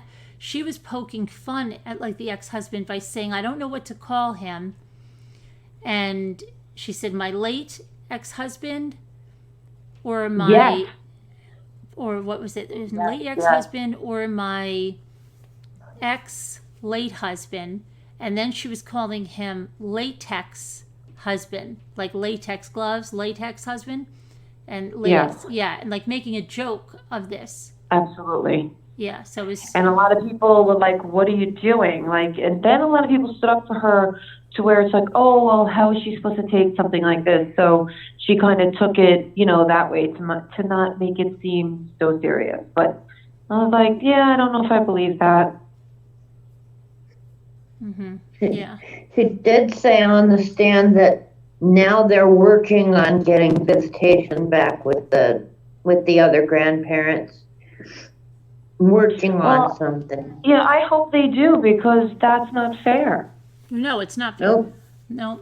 That's not fair. They really did all love them just as much, and they just wanted to rule everything. That family, they wanted to control and rule everything. They were going to change them to be Catholic, you know, to Catholicism. And But that was just to that fight was them. no, but they really weren't going to do it. She said it was just they were It was a posturing. threat. Yeah. That's Yeah, why they're very that's right. They manipulative. just wanted to hurt him, Yeah, right. so he could kind of give up. That's what she said. His main things are money, religion, and power, and you're going to hit Yeah. him with that. Control. And this is how you get it back. Let's, you know, the word that she was calling him, the jitter. Gibbers. the givers, and Yeah. and that she was saying like all these things that the daughter can do. Oh, we'll baptize them, Right. and tell him we're going to baptize them, Right. and then he'll rather have them be here and not be converted, instead of Being up keeping there them and being there. Catholic, yeah. Mm-hmm. Yeah, it was good. It was a really good. It was 2 hours. It was interesting. It was good. Let me And see. then just watching them in court, like just them, the guy, the guy Lewis, just flipping on them and just saying, nope, this is what it is. I'm not a murderer. Yes, I am a drug lord. Yes, I have this title. Yes, the kings or whatever they are, the Latin The kings Latin leader, kings. and yes, I'm all this. Yes, because they were trying to discredit him and saying he lies. Can't believe anything he says. He goes, yeah, but this is what happened, and and I don't murder. And did I go for a ride for that much money and take the ride with him? Yeah, sure. But he was doing it, not me. Mm-hmm.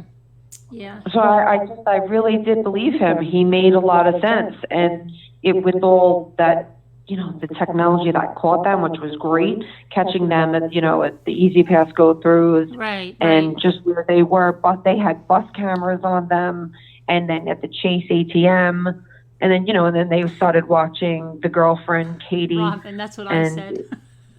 that was great. And I do think that they just had a little, there was a little more than how that they tried to shake the mother-in-law down with a, hey, we need help, you got to give us money like you gave whatever his name was, we need Yeah, I need Tutu and 5K Tati, immediately. Natato, yeah. Yeah, and then she calls the son in code, and then calls Yeah, them the back. mother, I mean, the mother is so into it. Yeah, it's just crazy. Yeah, she was totally the mastermind behind it.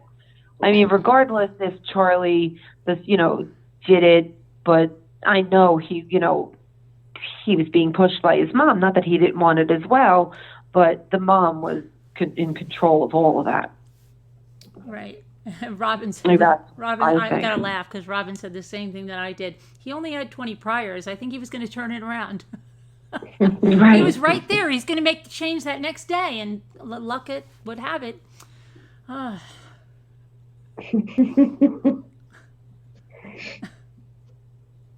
Oh my gosh. Yeah, I was watching that last night and enjoyed it. That was good. Yeah, that was good. And then somebody else just said something about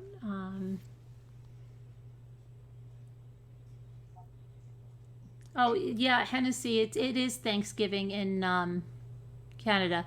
I would freak out if I was in Canada. It's too early. I'm not ready yet. I would never be able to have Thanksgiving that early. I'm sorry. I'm still shaking over Halloween. I know. I can't. Oh boy. And let's see what else. The Adelsons will get, as long as Katie gets the right jury, the Adelsons are gonna go down. I hope they will. I mean, everything that their lawyers are putting out is saying that there's no proof, it's over, it's it is what it is, and they're not going to be charged with anything. Now that just could be lawyers speaking lawyer, but I don't know. I just hope they get something. I don't know. I'm very worried that they're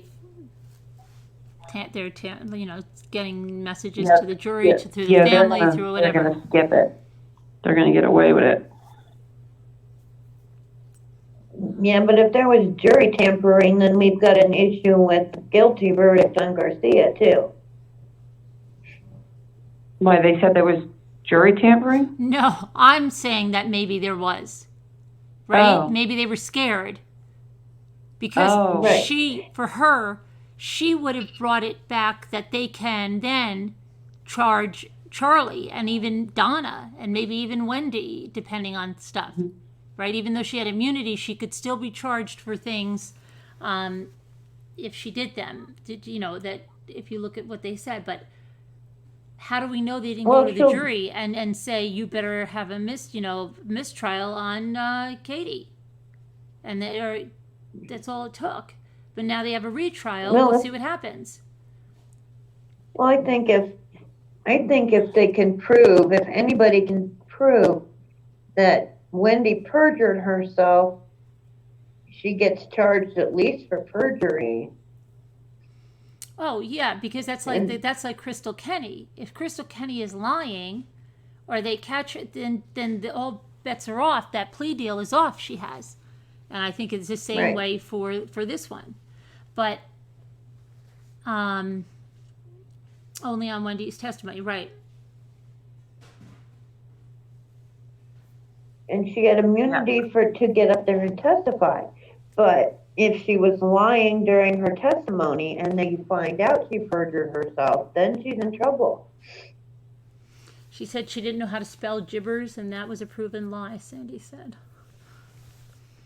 Because she put it in her phone that way. And the lawyer brought that up. You spelled it in your phone, Jibbers. She knew exactly how to spell gibbers. CCC Think said. it could be a J, but it could be a G too. Gibbers? Gibbers. G is a gibbers, not a gibbers. If you follow the money trail, it'll be easy to know who paid for the killing, Cece said. I wondered knowing Katie was more closely connected to the Adelsons.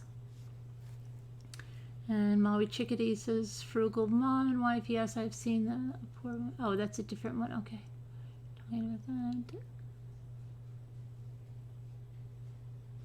Yeah, the prosecution said that they were following the money, and they did stop following the money, and the money did go back to, to the family. It's just, it just wasn't right, and Katie was being paid, and they don't Yeah, really know for what. being paid, and there was nothing on record of what she was working, what she was doing, but she was getting these checks every 2 weeks, and then Right. there was the spike, right around the time. So, like, come on, that's, but I don't know if that's insufficient. I don't know. I just think it's, hey, yes, it is. But legally, I don't know. I just think they should have been really just kind of grilled, subpoenaed, and kind of, tortured But they were, being interrogated. according Hi, to Jennifer. Wendy on the stand, her family did get subpoenas. Then they weren't on the stands. No, they didn't ever get in. I don't know how they got out of those, but she said they tried to subpoena the family. I think. Here's what it was. No, they tried to get Charlie, but they weren't sure they had enough on him, is what I understand, and so that's why they decided to get these two. Evidence. And if they can get her convicted, that's why her conviction was so important, because if she got convicted, the state would have enough to take Charlie in, to charge him. She might get convicted, the Katie girl, because she's being held now. Right, but what if they do it again and it happens again, a hung jury? Then I don't know. Hopefully they come better prepared. Hopefully they come, with more. And maybe it's out a little more, and people like, hey, yeah, what's up with that? And I don't know. Mm-hmm. Maybe they don't overcharge I don't think she didn't murder them, but she was a part of it, big one. Right, but so she doesn't. You don't recharge her with first-degree murder. She didn't have anything to do with the murder itself. She definitely is guilty, in my opinion. Definitely is guilty, clear as day, as a conspirator to commit murder. Yep. Dee Dee, there was don't understand. conversations between Charlie, the mother, an undercover FBI agent went to the mother. They started to pretend they were family of the guy in prison that sang, and that he wasn't taken care of, so that they could try to get them to say something, but they were pretty careful. They started to talk in code. There were a lot of weird things happening, even though they didn't say anything really damning at all. You could see that they weren't just totally clueless either. And so that kind of they stuff. look like they were very prepared. Mm-hmm. They were like, what we're talking about. You know what this is about. That was very, like, who would just go and be like, hey, look, this just happened. So weird. and it was, no, this is out and what it's about, and he was like, yeah. It was, oh, it was so coded. I can't believe that didn't even like hold any kind of weight. Yeah, and Robin said the calls were so obvious, then Charlie immediately goes and threatens Katie. Yeah. He will testify after he finds out his sentence. He will testify after he finds out his sentence. Ruthie, who are you talking about? I wonder now, can they say to Garcia they can't make some kind of deal with him now on the death penalty? I don't know. Right? But I think they can. I think they could try anything. They've done other things before. Why couldn't they?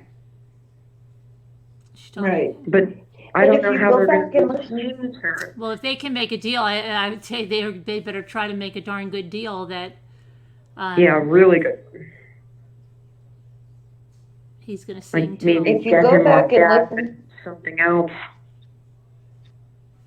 if you go back and listen to Wendy's testimony, just Wendy, Mm-hmm. she said they did try, the family did, they did try to subpoena the family.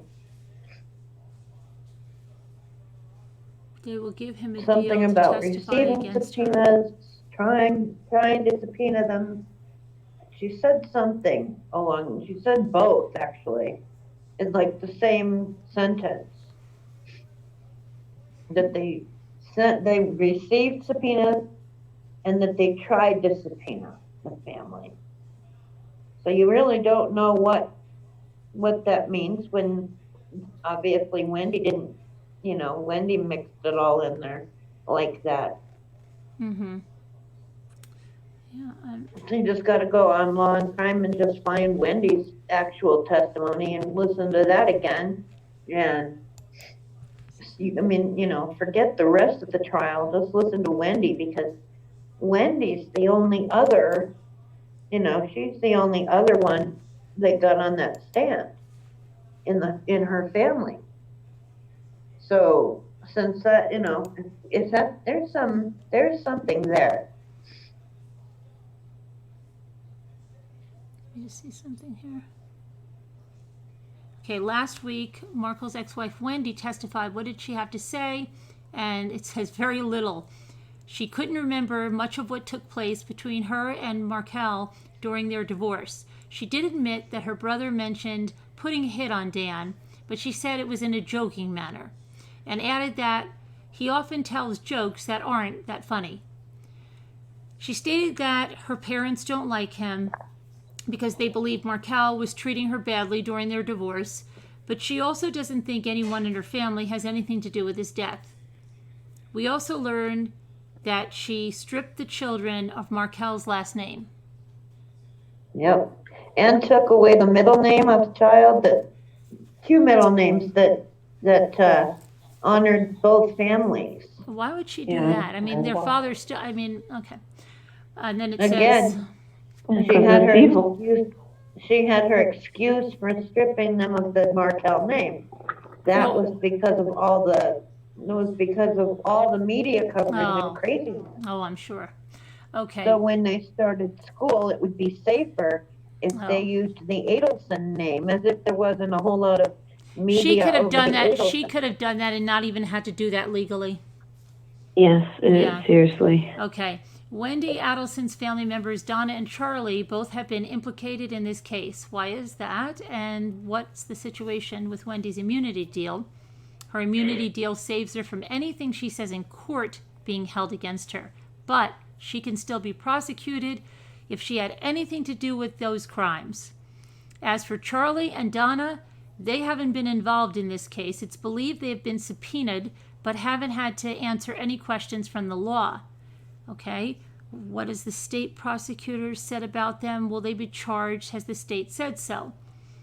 And it says, so they haven't said that the Adelsons will be charged, but it's clear that the state thinks this was paid for by the Adelson family, and they want to do something. But in 2016, when former state attorney Willie Meggs was approached with probable cause affidavits. He said it was speculation at the time. Now, since there's more information that's come out,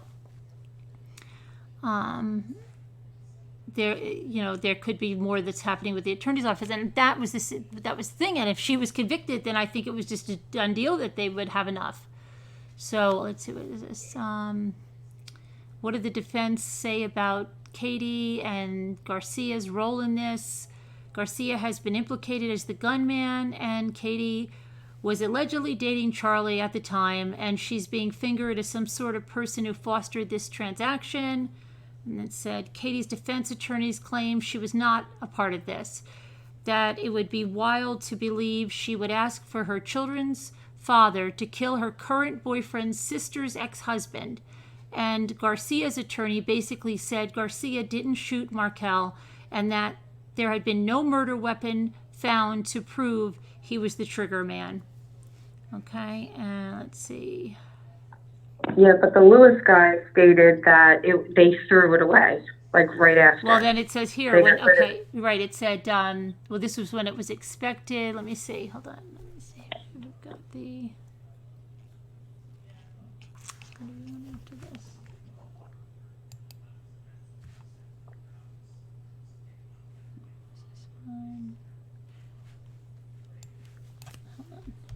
Hi, well, I've been on for at least an hour. Who has been on? You have. Oh, somebody asked how long we're on for?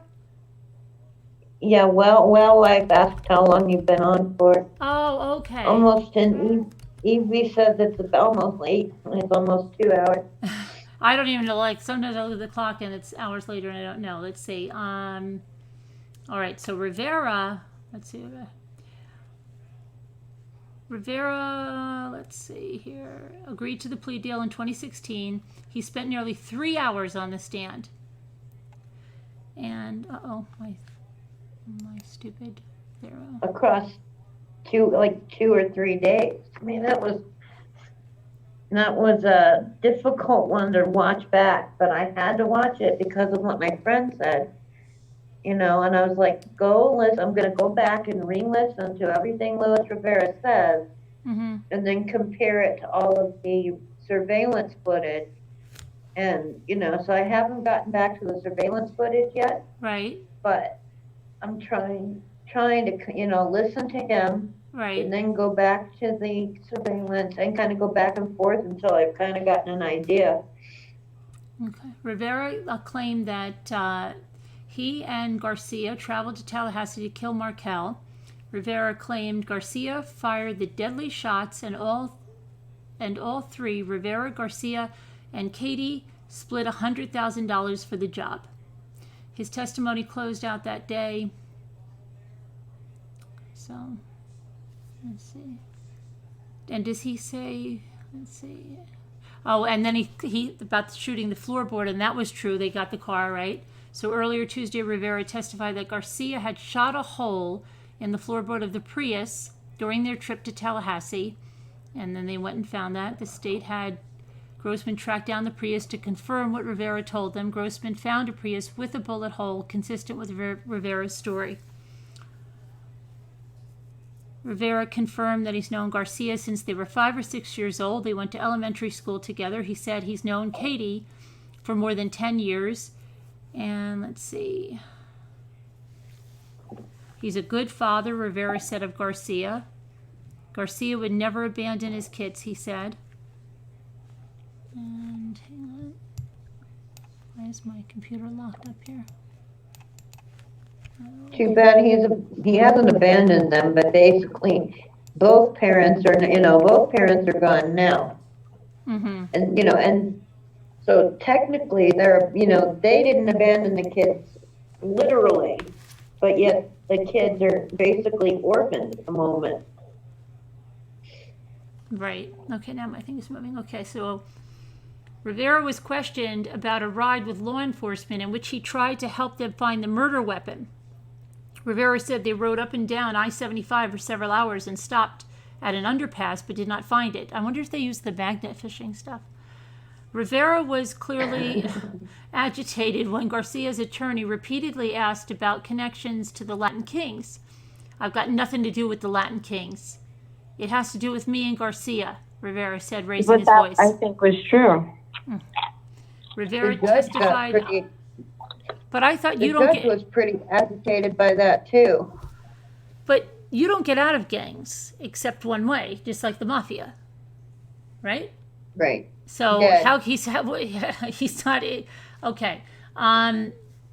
Defense attorneys put a handwritten letter on the screen that Rivera sent to the prosecutor soon after his plea deal. In the letter, Rivera said, "Told you everything you wanted to know," and asked Capelman to move him out of a confinement cell to general population. Defense attorneys asked why he would do that if his life was in danger. They're trying right now, Rivera said. What? Oh, that doesn't make... Defense attorneys asked why he would do that if his life was in danger. They're trying right now, Rivera said.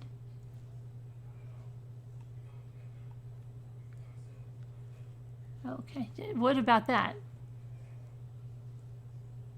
He said they're trying to kill them right now. Oh, that wasn't clear. Okay, they're trying right now. But defense attorneys asked why he would do that if his life was in danger. They're trying right now, Rivera said. So I'm going through it right now, and then just a few, I don't know, a little bit later, he said, they're trying to kill me now. And yet he had written letters. He can't read and he can't write, but he went to school. But he said he went to school. I guess he didn't learn too much. He can't read and write? He can't read or write? What he said. That's what he said. Like I said, I just, before you came on, I was watching him. And then I was like, uh-oh, it's about time Carolyn's coming on. I'm going to go check, because I didn't get my notification either. So, but I came over and I was like checking to see if we were live over here yet. And I was like, oh, Carolyn's live, I'll wait. Watch the rest of Rivera later. But yes, in there he said, I think it was the part 2 on law and crime, where he said they, well, first, maybe I the didn't first watch part it on law where he and said crime. it first, where he said it the first time, and it might have been the Here, second part. okay, that he here's said where it says it. again. It says, Rivera walked into the court in a blue jail jumpsuit. He looked directly at Garcia and Katie as he waited for the jury to walk in. Rivera said he can read at a 3rd grade level. Okay. And he claimed he uses the audio function on his phone to send and read text messages. He did say that.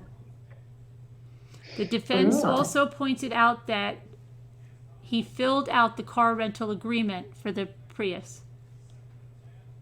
Yep. So let's see. And then he says, he's my best friend, Rivera said of Garcia. That's why Rivera says he was willing to come back to Tallahassee on July 18th. The defense questioned Rivera about why he came back. Rivera said he had doubts about killing someone he didn't know and wanted Garcia to be the trigger man. He said they left Tallahassee after losing track of Markel that morning.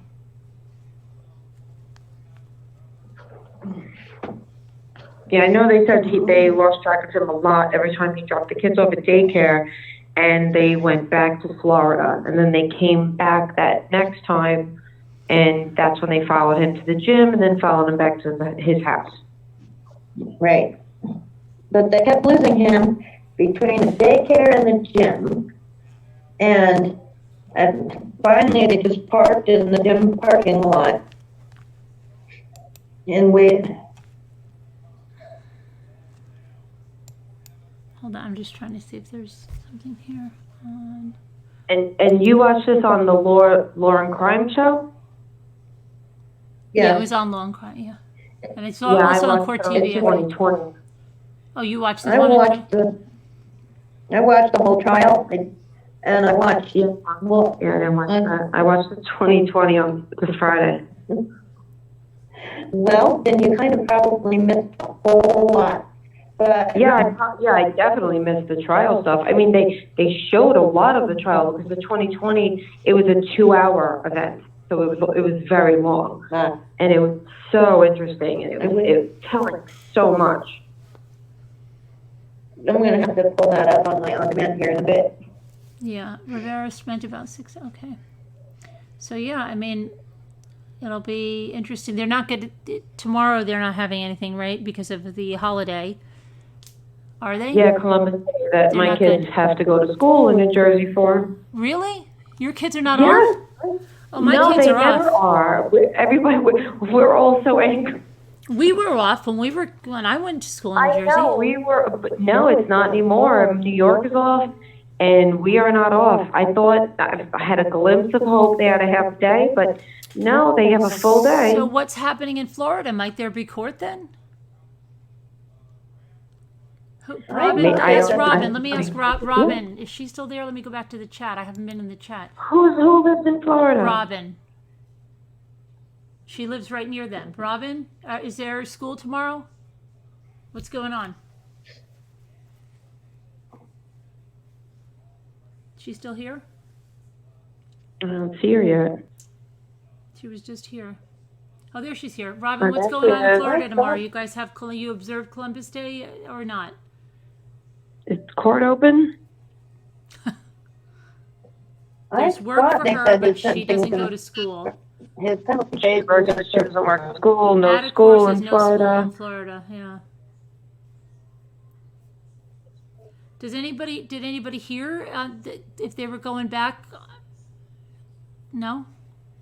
No, I didn't see the court. I just saw it 2020, so I didn't know. Robin said school's closed, so I doubt. Yeah, maybe courts will be as well. I thought they said they were going to start the penalty phase tomorrow, but I could be wrong. Oh. Yes, I'm just answering Jessica in chat. Yes, Jessica, Allegra D helps me also with my allergies because my allergies are nuts. And your allergies are nuts now? They're nuts always. Oh, I don't always? think they ever go away. Oh. I don't know if it's Italian. I don't know. I don't know what it is. It's just all the time.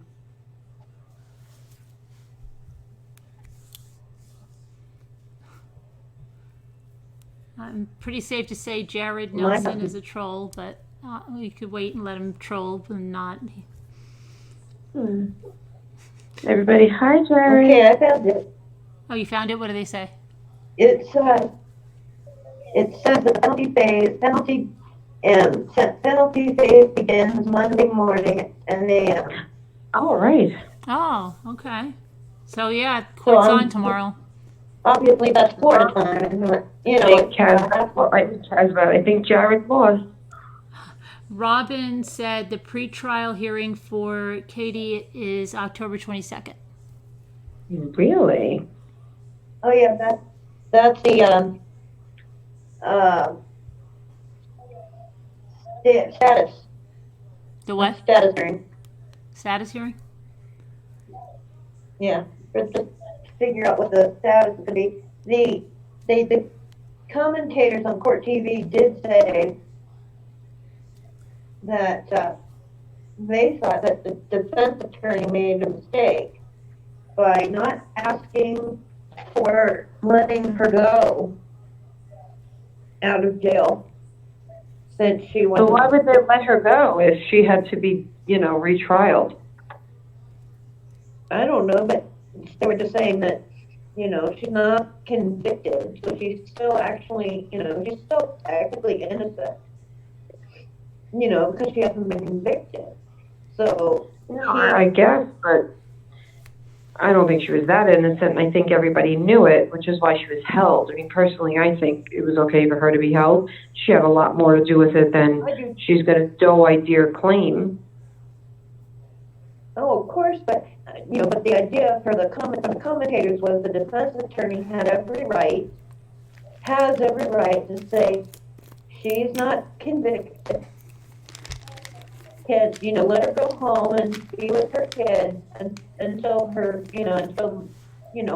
the status here. She might have been a flight risk because of the money. And was she a citizen? Yes. But I don't, She was a and I don't citizen? know, yes, but the defense attorney didn't ask. So that was what the commentators on Court TV thought was weird. They should have asked. Opinion of all. And most of those have been, they're lawyers. Most of these commentators have law degrees. It's not done. It's not done, Darce Cabin.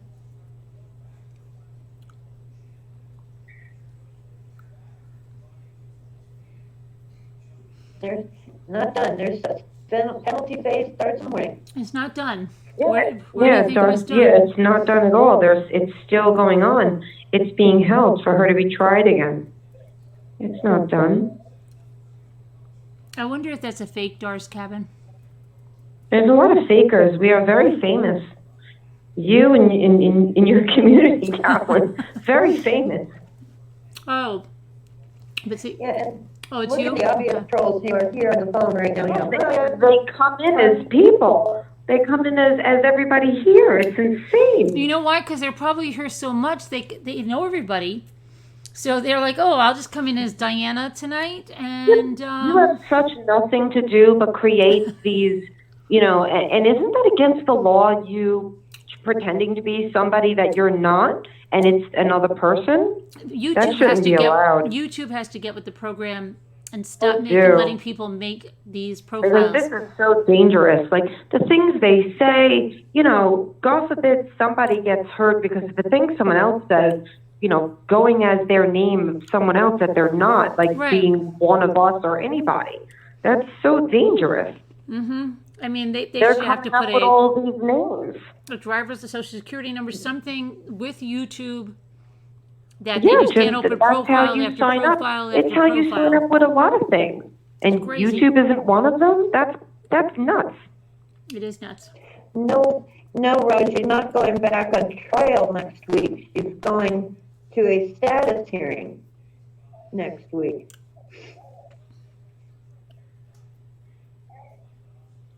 Son of the All-Father.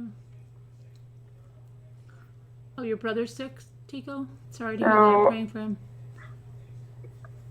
I think Angel Callie's brother. I'm praying for him, Angel Callie. I hope everything is doing well. Oh, Angel, yeah, I'm losing my mind. I read that Did he backwards. come home yet? Is he back? Is he home, Angel Kelly? Did he get home yet?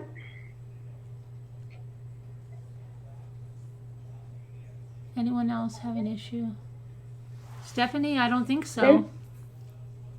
They're saying they can't hear me, so I'm gonna call back. I'm gonna get off and call back in. Okay. Yeah, it's a little it's crackly. Right. It might be your mic. Yeah, Let me you can see try if it. Yeah. Let me see if this helps. I'll be back. Okay. And Robin, if you wanted to call in, being that you're so close, you could. Did you want to call in? Yes, Robin, call in. Oh, the ambulance took him to the hospital. To what? Hold on a minute. I can't see that yet. To today. Oh, he came home, or the hospital. Wait, he came home and then went back to the hospital? Today? I thought he was coming home to stay. You got a hospital bed and put his motorcycle Harley stuff around. Yeah, but she said the ambulance took him to the hospital. I just posted Carolyn's email to call in. You should call in, Robin. No, is this No, he better? never came home. Oh, so was he in a rehabilitation, and then he was taken to the hospital? I'm lost. Yeah, I think he was in that kind of a rehabilitation hospital, but I think they hated it. He never came home, Angel Callie? Oh, she's saying he never came home. He was supposed to come home Friday. He never did. Aw, I'm sorry, Angel Callie. Hopefully he'll come home soon. How's your mom doing? Diana, yes, honey, won't fool us as we don't know much about each other.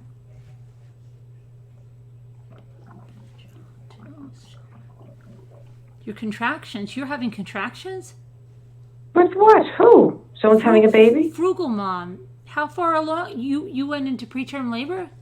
How far along are you? Oh, frugal mom. Unless she's Yeah. talking, are you talking about in the past, frugal, or you're now? Because she's pregnant now. I know, but I don't know if she's talking about. Robin, Danielle is on the phone. Robin, hi. I'm Danielle. I'm on the phone. We're asking you to call in.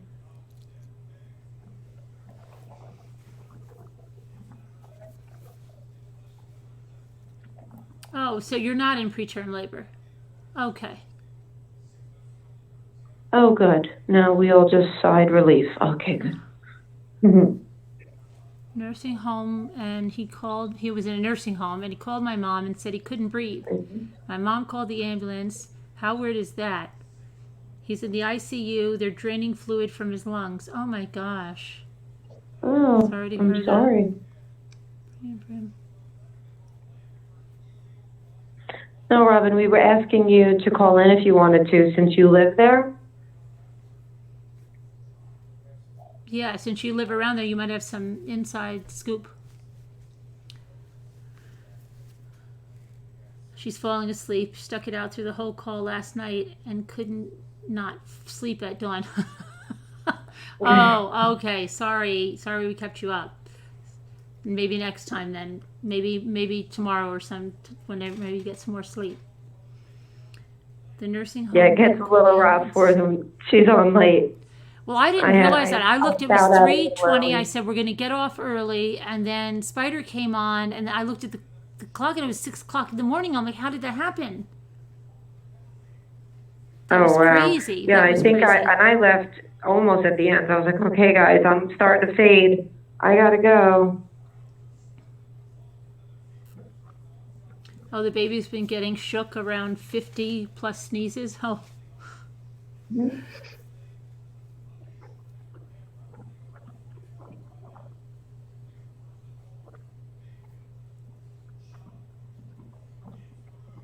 She has allergies. Yes, you should check with your doctor. You are allowed to take Sudafed if you have allergies and you can't breathe. That is completely allowed. But ask your doctor anyway, because I'm not one. But I've had 4 children, and they always told me if I had some kind of issue or I had a cold or allergies and I just couldn't breathe, it was totally safe to take Sudafed, which is a Claritin D or a Zyrtec D or anything with a D in it has Sudafed, or just plain Sudafed. Sure, yeah. Yeah, I just took Benadryl because I'm having my own problems with the allergies. No. Okay, so then the other topic of the day, at night, is someone said something in the comments, and I'm just going to put it out there because they had a question. I'm going to ask it. They said something. Now let me try to remember what it was, because it was something that somebody. Did you see the question about Chris Watts in the comments from last night? No, What about it? I'm trying to think about what they said again. They said, had anybody looked into. Hold on. Oh, I know what it was. They said this, okay, and you decide, okay, could that they were very upset.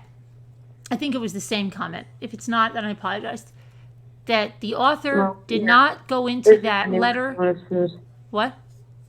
I said, yes, isn't everyone upset when Chris Watts comes up? Yeah, that the author did not look into that letter that the parents, the stupid one, right? And could it have been that Chris's mother, this is what they said, might have been trying to do something to Cece with the nuts. He was trying to get rid of Shanann with the oxy. And I forget what they said about Bella, but, that's the go ahead, read it. It's not me that said it, it's the comments. And so, I can go back and read it verbatim to you, but that's what they said. Did anybody, I think... think? No, I didn't catch it, but that's something I guess to think about. Like, was he trying to do it like accident ways before, during while she was away? Mm-hmm. I think it's a possibility. I think this was absolutely premeditated.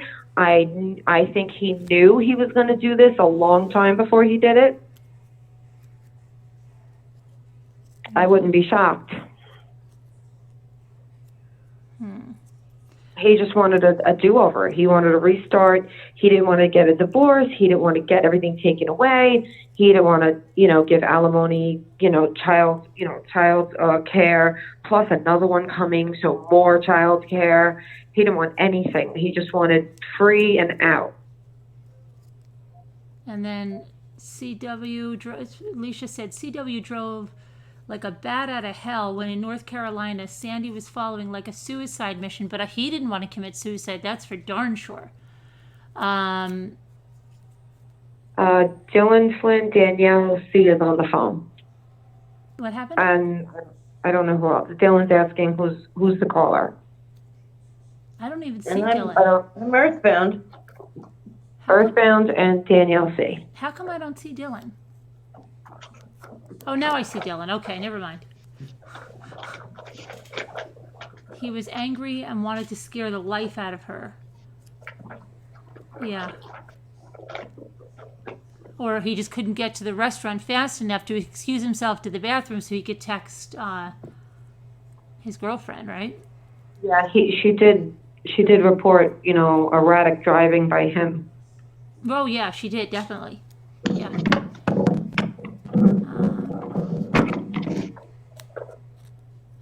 Sorry.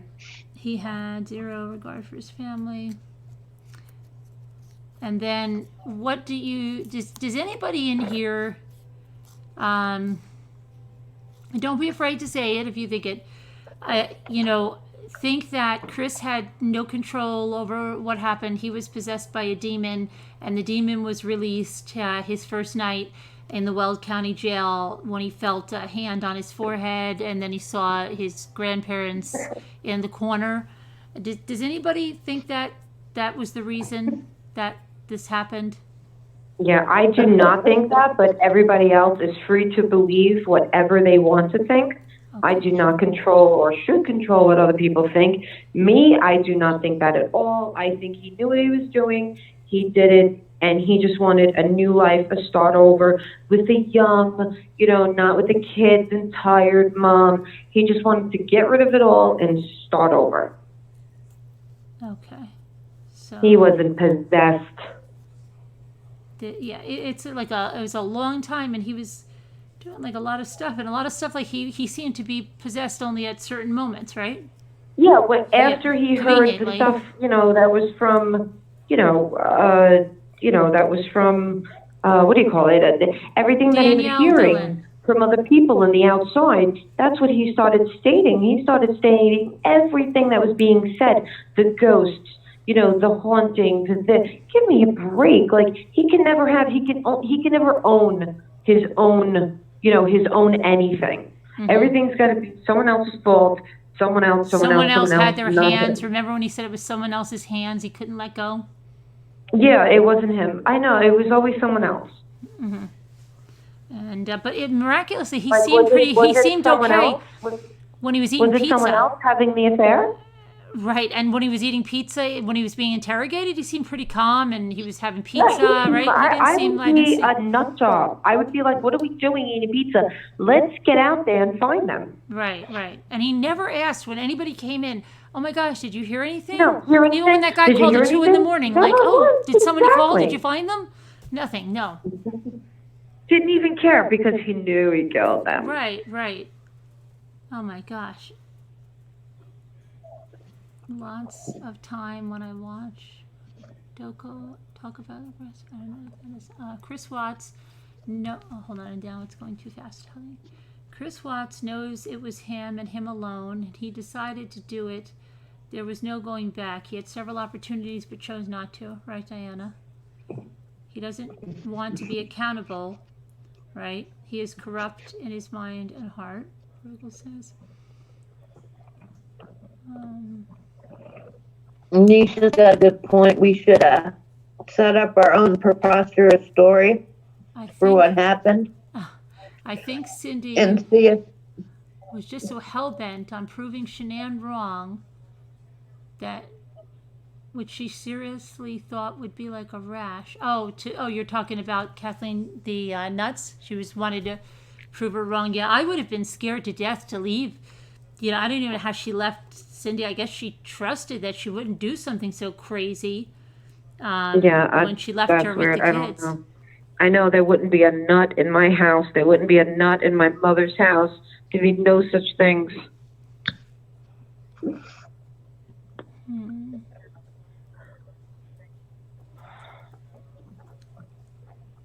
Cindy definitely put Cece in danger, Maui says. I don't think she tried to kill her. No, she wouldn't kill the girls. I hate her, but I don't believe she would try to kill the girls. Yeah, I don't think she really showed much love for them either. No, but I think she would have been like, oh, they don't have allergies. Let me just test that. Yeah, I truly 100% believe she would do that. Eat this. Yeah, right? And she just wanted, I think, to prove Shanann wrong at all times. yeah. She thought she was the hypochondriac. Oh, this can't be. She's like, too much. Everything is fake. He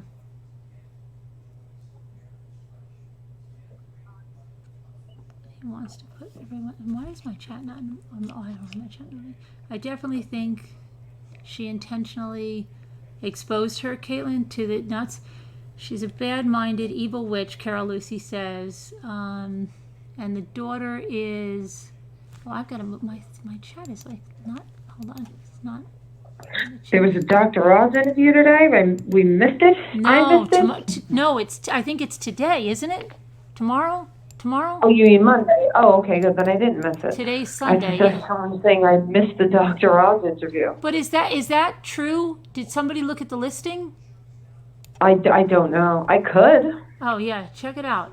Let me see. I'm going to see what Carol Lucy's saying. I'm going to try to fix this so I can see what she's saying. See if it's on. What channel is he on? 4, 2, 7? No, isn't it 5? Is it 5? It's on 7? I thought it was 5. I think he's on 7. I thought it was 5. No? Okay.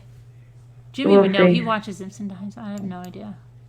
He's got to be on at like 2, 3. I thought he was on channel 5. 4? Jimmy? You remember what channel Dr. Oz is on? 7. Dr. Oz, what channel is he on? Dr. Oz. Oh, wait, we got the Columbus Day Parade on tomorrow. Dr. Oz. Dr. Oz is on channel 5. What channel is on? 5, right? He's on channel 5. Yes, it's 5. Yeah. I thought it was 2. Okay, let's see let's get She's some a bad-minded, info. evil witch. I'm trying to read what Carol Lucy said. I can't see it because this thing is in the way.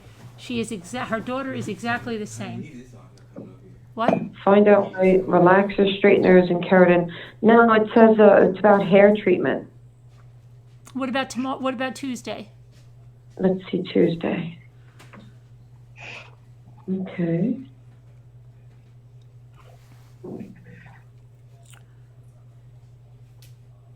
The author was on something tonight and didn't mention Dr. Oz at all.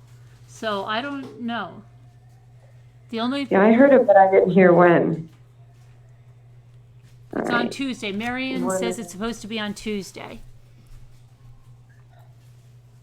Yeah, Dr. Oz is.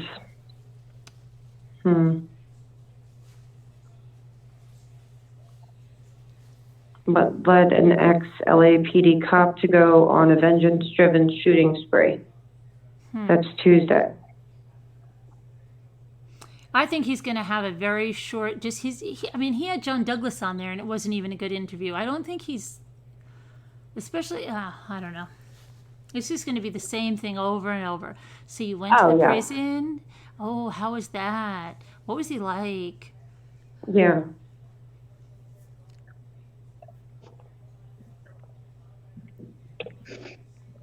It's unconscionable to put a child at risk in any capacity, especially vile when exposing them to anaphylactic shock. Cindy's brain is beyond clouded, and she is blind with hatred and jealousy and self-pity. The gluten in the She's been lying sandwiches from was the terrible beginning. too. What'd you say? What'd you say? She's been blind from the beginning. Oh, yeah. Diana, it's supposed to be Sherilyn Cadle, the author of that Letters book. Oh, somebody said, oh, I have to get Angel Callie, oh my gosh, to Melinda. Okay. Dr. Oz does not do his homework. I've never been impressed with Dr. Oz, especially his true crime segments. They're never probing or anything good. Have I heard that Jamie was played by? Yes, yeah.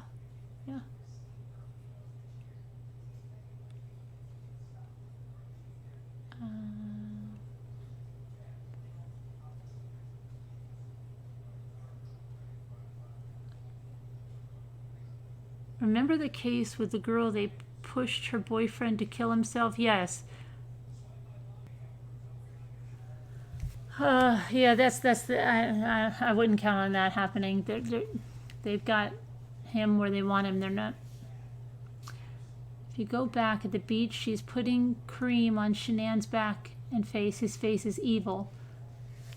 Yeah, he did look whacked there. She thought he was hangry all the time because he was.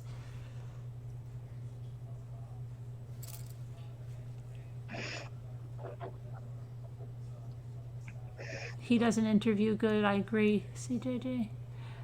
How did Flip Flop get so friendly with her? You decide, Carol Lissy.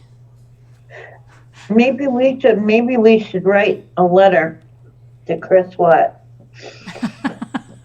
With some questions that we'll read on.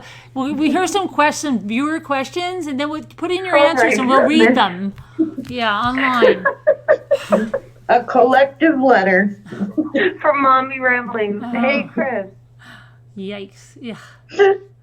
I wouldn't even want to touch anything that he wrote. Like, Yeah. ugh. We'll get all the hard questions in there that Cheryl Which Cadle he didn't won't even answer. try. Yeah, but Which he at will least not answer. we can try. Yeah, he won't answer. He's never going to answer. He's going to flip and flop the whole time till he dies.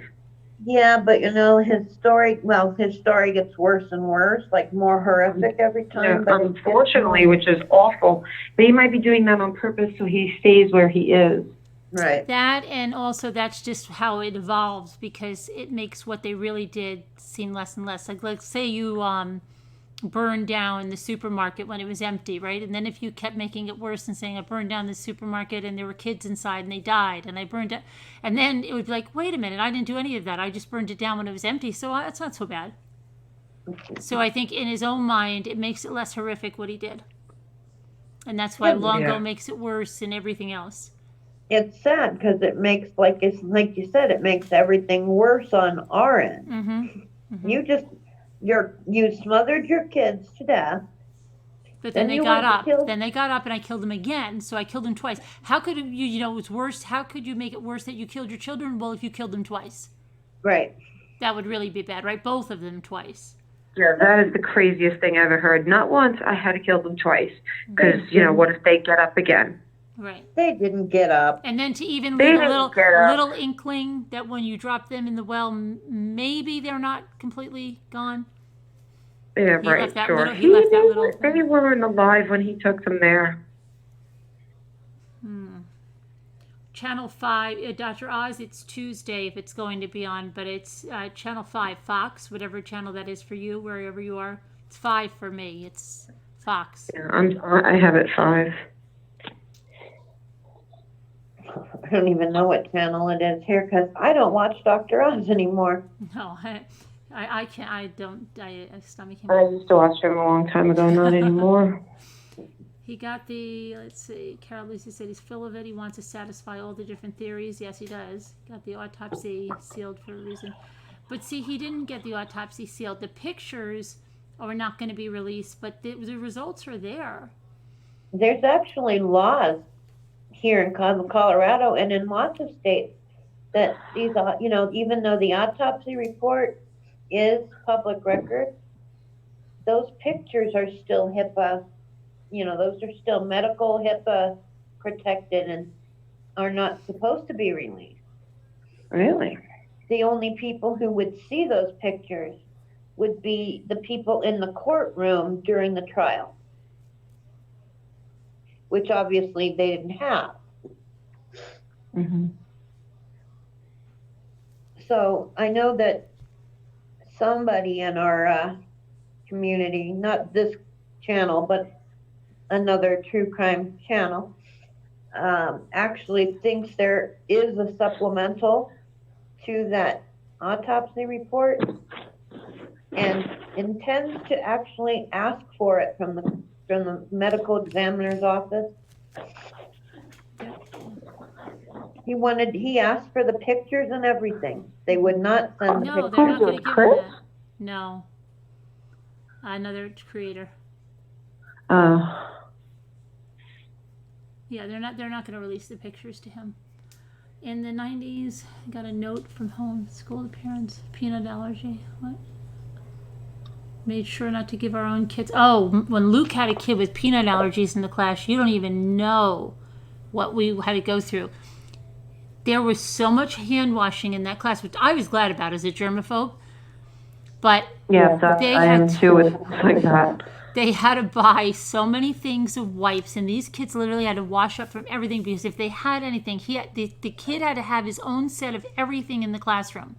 Yeah, He couldn't yeah. touch My another daughter crayon. Greta, she's 7, got sent home with she had those, when they come in mixed with like Oreos and chocolate chip, and then the other one's the red Right. peanut butter cookies. They look like peanuts, but it's a cookie. Yeah. And her snack got sent home because there's a child in her class with peanut allergies. I was like, oh my God, I felt so bad. Oh, so And she wasn't allowed to bring that in. See, we had a different procedure. The kids could bring peanut butter sandwiches or stuff like that, but they had to tell the teacher, I think, when they came in. I think that was the procedure. And then they would make sure that he was not sitting near any of the kids that were having any type of peanut product at lunch or something. I think that's just so silly because my school has a peanut-free room. Mm-hmm. So it's also like, why don't you put him in the peanut-free room?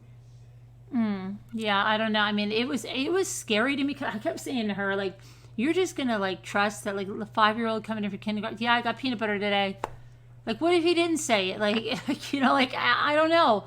It was so scary. But then when I'd like to be there all the time. When she came back home, I felt awful. I felt so bad. I was like, oh my God, I said you was not even thinking like that was, one of the snacks in her box. And I was like, okay, here, take this. And she loves them. Mm-hmm. You just started watching And Jimmy I got Rogers. sent home, and I was like, so you didn't have a snack? And she said, oh no, Claire, her friend, shared it with her. And I was like, oh goodness. So the next snack, I brought in another snack for Claire in her bag. Oh, really? Sakura said in her province, children are forbidden to bring in anything with peanuts. That's horrible, though, because, as a kid, the only sandwich, if I went in, that I could bring to school and eat in school was peanut butter. I could not eat any type of lunch meat. Like, I would get that stayed in or tuna or anything like that stayed in your lunch. But I would get sick. And we didn't even have, hot lunch up until we were in high school. So everybody had to bring their lunch. And if you would tell me I'm not going to bring peanut butter, like in 4th grade, I went through a soup thing with a soup thermos. But yeah, I was chicken. But other than that, it was always peanut butter. And that's a horrible thing to do. Yeah. To say, I don't know. I know they have lunch tables that are peanut free. And I know they have a room, dedicated for that. And I know everybody should be careful and stuff. But, But I don't get the whole it's so peanut hard. allergy thing. I don't. Like that it's... like she was saying, if somebody touches something, then how do these kids grow up and go into a store? Yeah, how do they be alive? I don't. I don't understand it. I don't. So they can't touch a light switch. They can't touch a shopping cart. Do they wear nitrile gloves throughout their life? But I don't see anybody in the supermarket wearing nitrile gloves. I mean, other than people I'm that not work saying there. that they don't exist. Of course not. I know allergies exist and they're terrible. But I don't know if a lot of them are a little bit exaggerated or so whatnot. touch I really don't know. right? I'm just saying about the touch sensitivity.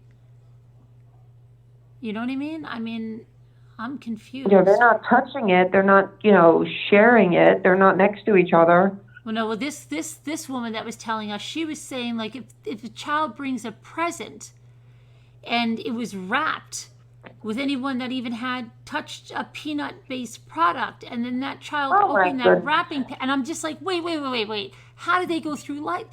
No, it can't be like that.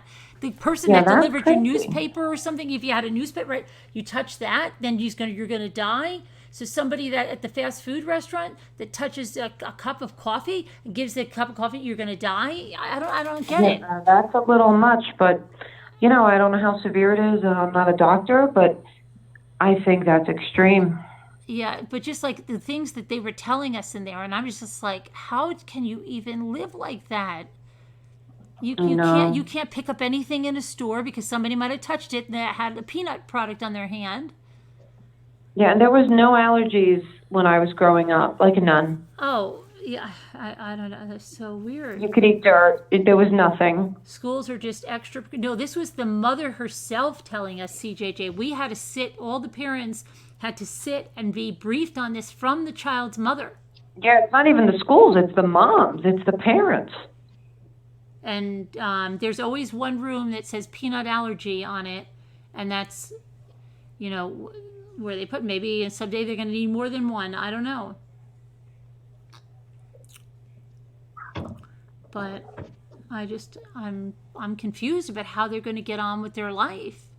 Like, how do they ride public transportation? Yeah, I don't know. I don't know if there's shots they could take. With my niece, my brother said for the peanut allergy, she could take a powder right now, like in it something to see if she had it, and they would do something to fix it if she did. And I was like, what? Cool. Mm-hmm.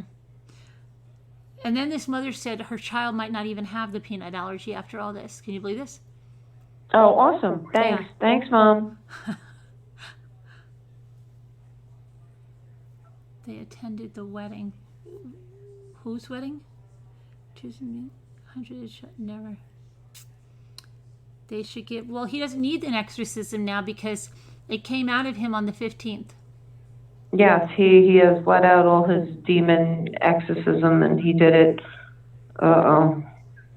What is that? In the chat, hide that.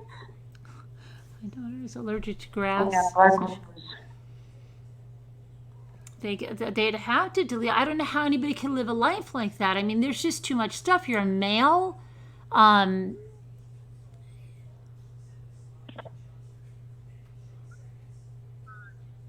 an adult, hold on.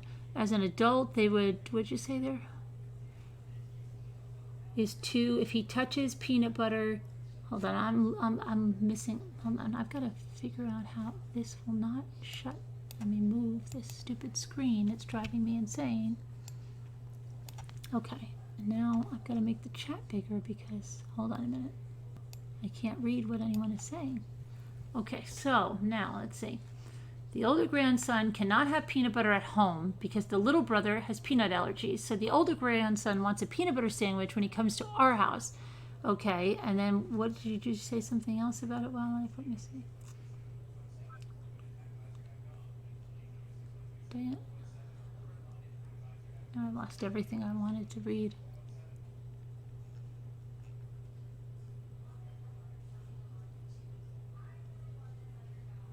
If my grandkids had a nut allergy, I would be a basket case when it comes to food.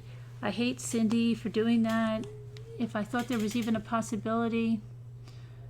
Right, yeah, let's see. Cato got the green light from the mother and the sister because she reckoned that demons must have done it.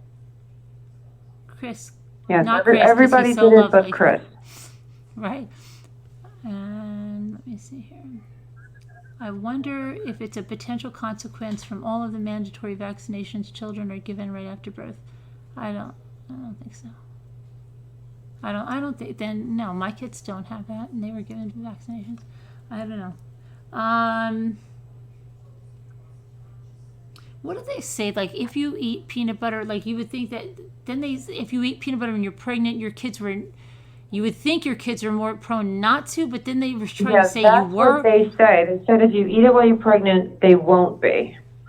And then I thought they switched it around and said the opposite, and I was like, what? Right. And yeah, I don't know. It was That's silly. I don't know. Let's see.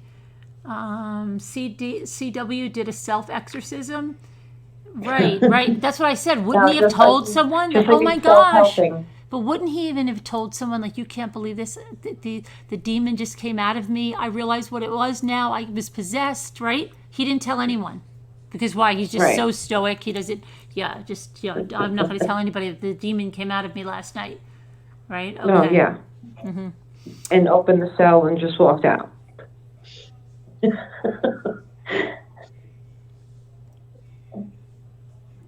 My daughter has a syndrome that causes her to react to almost everything. She sometimes ends up in the ER several times a month with bad reactions. She has to go, oh, that's terrible. That's terrible. I know somebody that, a friend of mine, ended up in the ER. She was never allergic to shrimp in her life, right? She had shrimp, and her throat started, they rushed her to the emergency room, and she found out she has a shrimp allergy now. Wow. Crazy, right? Yep, that happened to me with whey. I never knew I was allergic to whey, and I had something in a recovery drink from a workout, and there was whey in it, and I was like, what's going on with me? Why do I feel like, and it was the middle of the night, I was like, why do I feel weird in my throat and itchy, and what's going, and it was just getting worse, and I was like, let me just forget it, I'm not going to go, it's like the middle of the night, and, I have the kids, and, my husband, and I was like, just whatever, and then I was really afraid that if I went to sleep, I wouldn't wake up. Oh my gosh, I've had that same thing happen, right? I don't know if I should go to the hospital, but then I might die, right? Yeah, okay. That's what I was going through. And I was just looking at the kids going, but what if I go to sleep and I don't wake up? And then, and their mom dies, and I become like a crazy person, because it was just like, I couldn't, like, I felt my throat, and I was blotchy, and I didn't feel right at all. So I woke up, and I couldn't wake up my husband, because like a parade can't wake up my husband. Mm-hmm. And I was trying to wake him up, and he was like a zombie. So I went to my older son, and I was like, Louis, listen, mommy's going to take myself to the hospital. I was like, and I just need you to know, so if I don't get there, to go look for me. Like, then I had passed out, and he was like, Mom, are you sure? And I was like, no, I need you to stay here. The kid's dad's here, but he's asleep like a dead person. And, so I took myself, and they were like, you took yourself? I was like, yeah. And I needed, and I actually needed a shot. I needed an epinephrine shot. They were like, wow. And they said that those drinks, like the protein drinks, the recovery drinks that have whey, they said there's so much stuff in there that that is not in the ingredients. They don't share. And they were like, and they're very dangerous. And I was like, oh, thanks. But yeah, it was, and now I'm allergic to whey, which I never knew. No, I did the same thing when I thought I had a blood clot in my leg, but it wasn't. It was when I fell off when I was power washing, and I had a hematoma, and I didn't know how hard that gets for a while. And then I didn't want to take the chance, because I thought, what if I had a blood clot? So again, we had the babies were little there, and I'm like, Jimmy has to, I'm not waking them up and going to have him drive me, right? So I'm like, I'm driving myself, because it was just the little hospital that was over here. I swear, they turn the lights on when I come in. There's nobody there. They turn the lights on for you, and they have to turn the lights on in the exam room. And the doctor was kind of laughing, and he said, you drove here, you think you had a blood clot? He's like, okay, you fell off that's a hematoma, that hard spot. It's not a blood clot. It's not going to get loose and go to your lungs and kill you while you're sleeping. You're good. It's going to take about a month to go away. How are you supposed to know that? Say, I don't have a body scan at home. How am I supposed to know that? I don't want to go to sleep and die. Right. He's like, you can go home. It's okay. And then, like, you swear, like, do you ever swear when you're driving there, like, oh my gosh, I think it's like for me. I thought the clot was dislodging. I just kept going up to my lungs. I could feel it. Right, I'm gonna die right here on the road, and then you're cursing everybody. I get my such a neurotic scared from my mom, because my mom made me that way, because she's the exact same way. Oh my gosh. And I'm like, then I'm thinking like the headlines, like, I should have had Jimmy. I should have woke everybody up. No, I never care about myself. I always put myself last, and now I'm going to die on the road, right? Yep, Oh my it gosh, I'm truly always saying stuff perfectly like that. said. Always put ourselves last. Right? I'm like, and now the kids won't even remember me. They're too young, the little ones, right? So I'm like, oh my gosh, it was horrible. Yeah, we become mom lunatics. Oh my gosh. And the only ones that understand are the moms. Yeah. Oh my gosh. Because I always go through that thing like, should I go? Should I not go? Should I go? Should I not go? And then like if Jimmy's and he's like, I don't think you need to go. Then I was like, is he telling me I don't need to go just because it's a hassle to go? And I could wait till tomorrow morning. It'll be easier. Or is it really because he doesn't think there's anything that wrong that I need to go right now? Yeah. Or is he just too tired and doesn't want to move from his bed? That's what I mean. Yeah, like, because it's too much of a Yeah, hassle. that's what right? I think from my husband. You'll be fine. We'll do it in the morning if it's still bad. Oh, God. Your nephew is allergic to beef caused by a tick bite? Oh, boy. That's crazy. Son, she has illness, anxiety. Doctor told her to give it to him, but she's terrified. Small amount of peanut butter, of course. I don't know. Oh, it's 3:33, Lisa? You never told me what you bought at the store. It's 3:32 here, Lisa. Cappuccino time? Oh, good, Diana. Bring some over. When his father was in the interrogation room, Yes, Diana. Cappuccino. Making us jealous. Thinking he would get less time. Yes, right, crime of passion. Yeah, sure. My daughter's allergic to Easter. M&M. Surprisingly, the doctor said it's because of the yellow dye. You have chronic pain. It would drive you to the nut house. Right, because that's terrible, Carol. Let's see. Sorry. What else is he going to do all day? Watch this space. It's going to get worse. Evil imagination. Some very close to me is like that. All I can do is laugh at them, go along with it. She thought she had met someone with foot and mouth disease. It originated up here in Coxsackie, New York. Great name for Irish cow. We have it. It's called Coxsackie virus, foot and mouth disease. We have it up here, and they named it Coxsackie virus because I think the first case was in Coxsackie, New York. Crazy, scary sounding thing. But it's really, it's. Did you get the free copy? Which one? I don't want that. Letters to Christopher.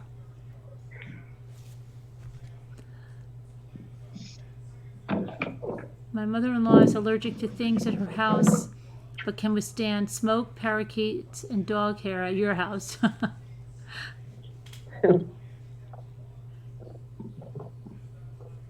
Oh, Cindy Watts has foot and mouth disease, keeps putting her foot in her mouth. Okay. There's truth in that. Mm-hmm. Do they still make Geritol? You know what? Somebody, they must, because when Zoe was sick, somebody said something about Geritol and getting that for like the iron or something, I think they said. You can get Geritol for what? For dogs. Kawasaki. I think Kawasaki. It's Kawasaki wildlife from wet carpet. That's what they say, but Kawasaki disease. Oh. Coddle is pissed the book got released this way. I don't know, Delia, where did you hear that? I didn't hear that. Someone asked her tonight and she didn't answer. So. I didn't hear her pissed. I didn't hear her pissed at all. She said she took down her Facebook page because it was too much. She didn't have anybody running it but 2 volunteers. And, yeah, I think she might have been too embarrassed. And so now that the publishing company is supposed to put up a new Facebook page for the book, is what it said.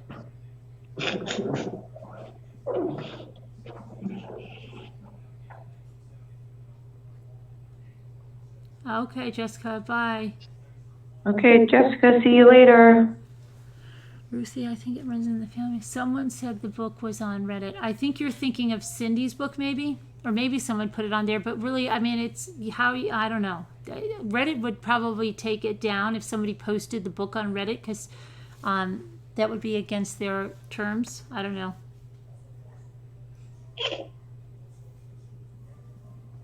Both?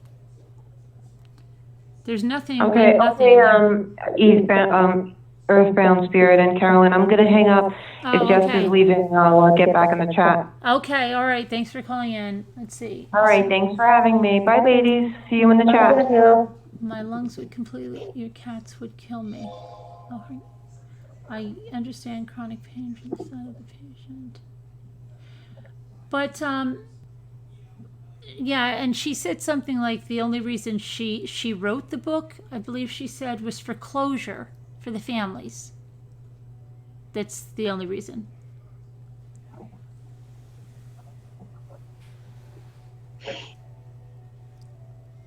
You decide. I think most of us have decided. That's for you to decide. What else? Opener? What do you mean opener? Victoria? A can opener? What kind of opener?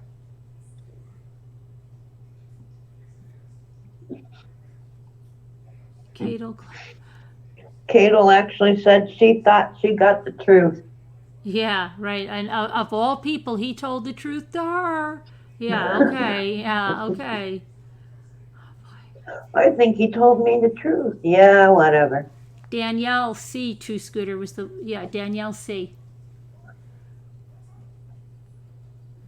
Hey, J Bells is back again. Lisa, I never heard about the hall. Kato was whining. Yeah, well, let me see. No, I think it was not the bad reviews, Carol. I think it was that the horrible, mean comments they said they got on the Facebook page. That's why they took it down. Sick prayers for you, Michelle. Feel better soon. Oh, pray for you're in the ER with breathing problems? Oh my gosh, I'm sorry. Definitely praying for you.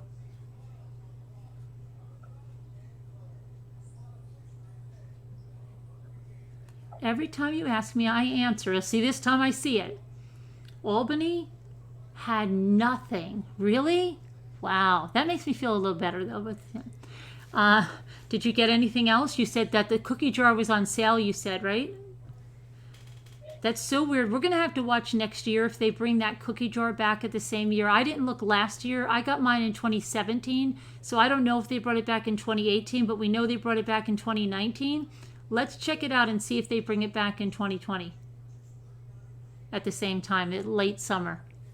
Write that down, Lisa, to make sure, since you shop all the time. I think Kato, because I haven't seen it again. I mean, I haven't gone to those stores in a while. I can only get to so many stores. I think that this Cato book is exactly what I thought it was from the beginning. Propaganda. Would love to see an authentic true... Oh, definitely, Kathleen. This is not a true, authentic true crime book. Save your pennies. I think somebody will eventually, of course, do a book, a real writer on the whole case. I told you what I think this book is, but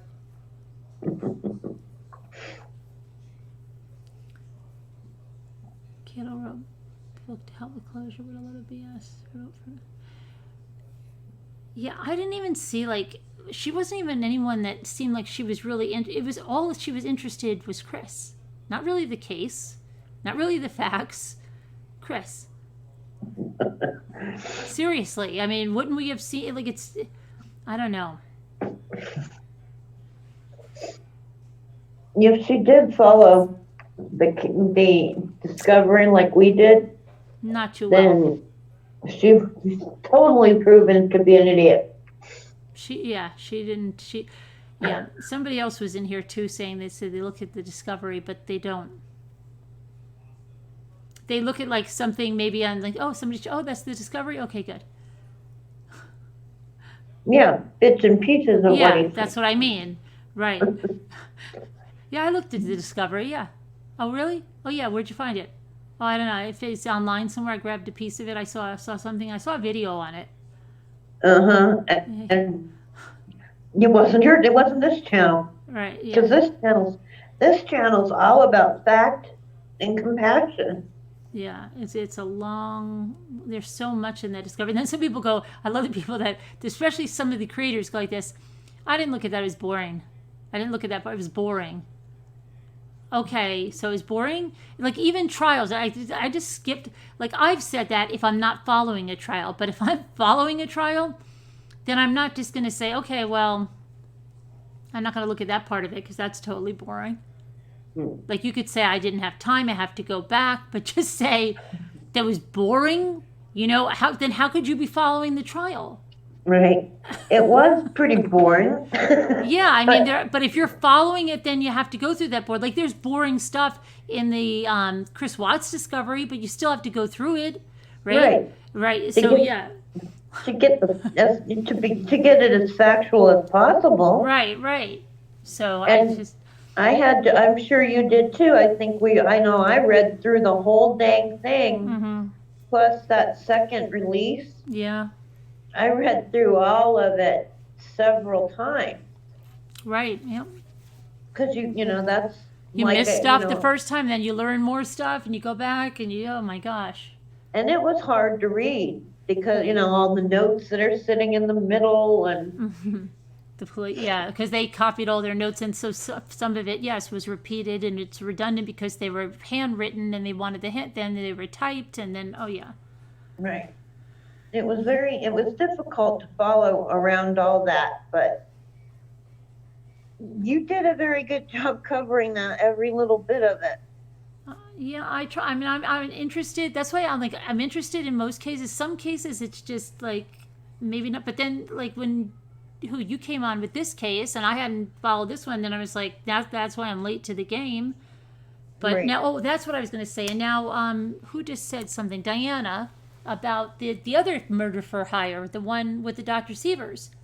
Jimmy Rogers trial. Jimmy Rogers. Okay, so that I tried. Last week was a bad time for me. So now is that going to be on tomorrow? I guess so, right? If the other one is, that must be on tomorrow as well, because that's in Florida. That's also in Florida. Yes. Yeah. So I mean, I looked. I only saw a little bit of it, and I said, I'm going to catch up this weekend, but that didn't happen. You should. It's kind of boring. It hasn't. You get a lot of the pictures of the outside of the house, and the whole perimeter. It's like, what in the world does any of this have to do with anything? Take a damn picture. Sorry for the language. Take a darn picture of the house. And go inside and take the pictures where the problem actually is. And then, why are we going over and over and over the address of the house, what it looks like, how I walk the perimeter? It's like, what does this have to do with anything? But it's technical stuff. Yeah, that is, but they have to do that. There is a reason for that. They've got to make sure, everything is buttoned up. There's nothing that they missed, and that's why they, just like in what was that other case, everyone is this exactly, that's why they asked them, is this your note, are these your notes, is this exactly what it said according to your recollection? Yes, it is. They have to go through every one of those questions, even if it's so redundant. They can't just say, okay, can we just say ditto? They have to keep doing it. But the one thing I wanted to say about that now, is there just one hitman on that one? Alleged hitman? No, it wasn't. It was 3 people. The husband, Mark. Well, no. I know that. But I'm saying the one that actually went and got her with the hammer was just one, right? No, supposedly 2. Okay, so where's the other one? I don't remember what he was arrested, but I don't know. They're going to have separate trials? No, he must have already done whatever his punishment was. Did he plea out? He must have. His name is something Wright. The husband and Roger. And Okay. then, so it was Mark Sievers, somebody Wright, can't remember his first name at the moment, and Jimmy Rogers were all involved together. Jimmy and this Buddy Wright guy of Jimmy's both live in Missouri. Right, and that's where what's his name was from, Mark. Right. Yeah. But they still live in Missouri. Right. And they went to Florida to do this. Because he hired them. Well, they're saying because he hired them and he got people in his home state. Right. And he's known Wright forever. Mm-hmm. Okay. Well, that would make sense. I mean, yeah. So that Wright guy, he's already done. It's just Jimmy Rogers, and then when his is all done, it'll be Mark next. Okay. And what happened to him? Did he plea? I believe so, but I haven't seen anything else about him doing that or what he got in return for doing whatever he did. Oh, Wright is due to be sentenced on the 2nd of December. Okay, Mama. And what who's the one that actually hit her with the hammer? Is that Jimmy? We don't know. They keep saying they both hit her with a hammer. Not Mark, but Jimmy and the Wright guy. Is what they're saying. One of them went over and hit her on the head with a hammer. The other one freaked out and kept hitting her. Oh, Diana, I thought they said the father had stayed in New York, Connecticut area with the two girls, and he couldn't have killed her because he was up there.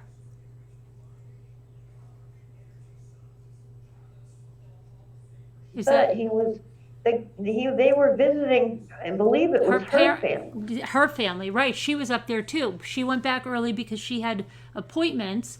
So she went back early. She got her Toyota Sienna. She drove home, and then in the kitchen, she was bludgeoned.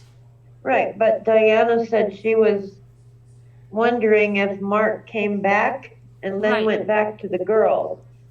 And the girls were with her parents. They were staying out there with her parents. So she's not entirely, it's not an entirely off-base thought. He could have. Wouldn't they have had flight records for him? I'm sure they do. But, we don't know anything about Mark Sievers' case yet, so all we can do is speculate that, our theories. Oh, but I thought it was a murder. I thought it was just murder for hire, and they were sure that he was up there and that he had his alibi was good. I never heard about him flying back and helping with the killing. It was just a theory, I think, that Diana thought of. And since we don't, it's not entirely... They mentioned that he came back home and drove back to the girls. It's early days, so good to get in early. All right, we'll see. I guess these photographic memories are finally giving some use. You stepped away to ask Google if sneezing repeatedly will harm the baby. Google said no. Google Mom. How come my chat is moving really, really slow, like way too slow for 810 people in here? Yeah, it's moving slow here too, and I'm looking. I think it's stuck. I think it's gonna go like fly. It gets stuck sometimes, and then it just goes. It just starts up again, and it just goes into like 100 messages fly up there, because it's way too slow. There's something's wrong. It's stalling.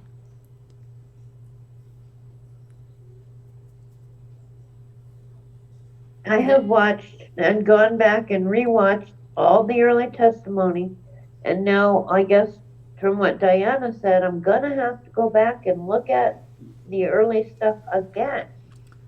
Mark Sievers wanted insurance money, apparently, Mama said. Did he have a girlfriend? Do we know? Well, probably we don't know yet, right? If Mark had a girlfriend. They had an open marriage, apparently. And somebody said that last week when we started talking about this, The that open they marriage. heard they were swingers. Oh, the swingers. That's right. They're the swingers. Yeah. Right.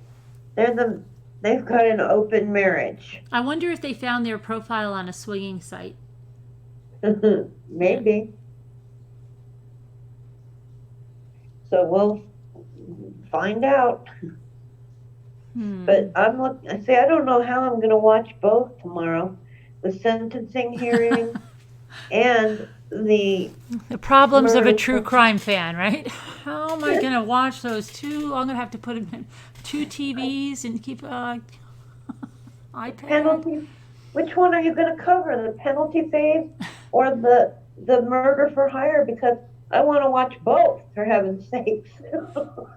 Yeah, I know, it gets crazy, right? When they're all going, we had that the other time with the Mullins was crazy because it was so, and then we had something after that, right? Then the Amber one, which got crazy at the end, but then there was something else also, and it was like we had like 3 at one time, and it was nuts.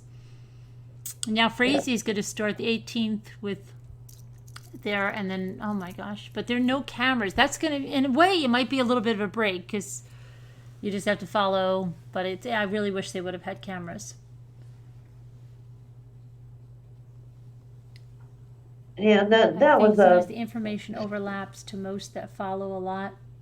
If someone is killed in prison, go ahead. Usually only the family hears about it. Okay, who do you think was killed in prison, Frugal? Unless Scott talks judge into letting him.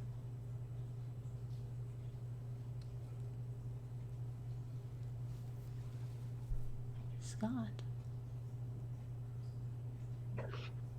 Who?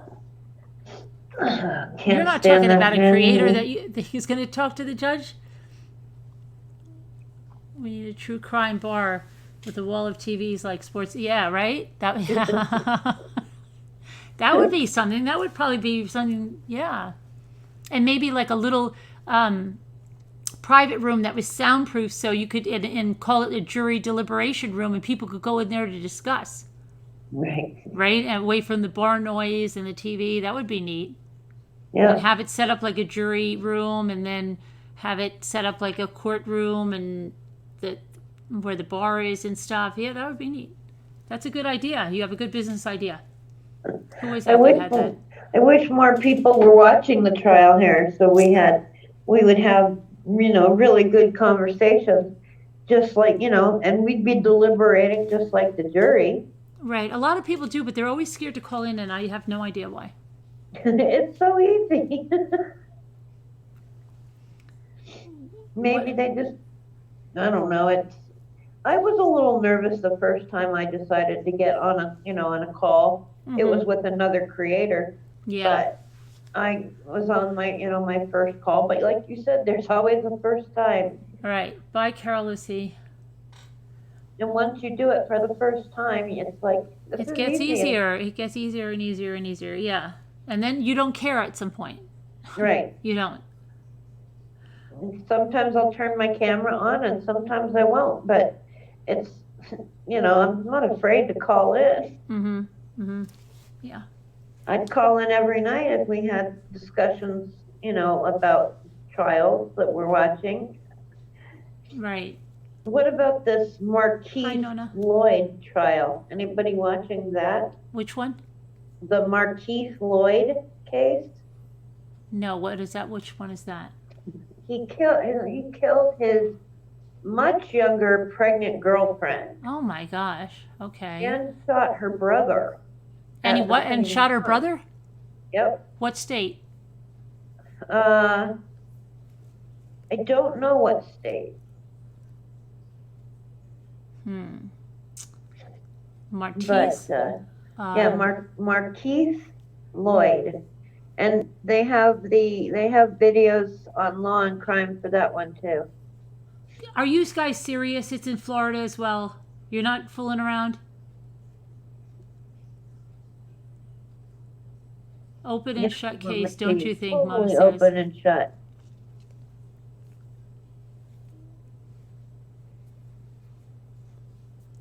Yeah, I wouldn't hold your breath on that, Angelina. I don't know. He also killed the female police officer. That's right, Chrissy, he And then, did. then Jimmy said something today about some Texas cop coming up to New York and killing 2 people. Did anybody hear that? And I didn't hear that, but it's starting to sound pretty, I would believe it at this point.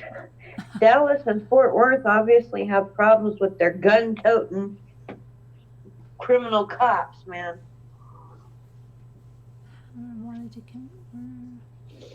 It's the You're right. husband, Mark, and Jimmy are co-defendants in the murder. Both are charged with first-degree murder. Yes. Hugo Girl, the one that I just told you? Casbat had it on last night.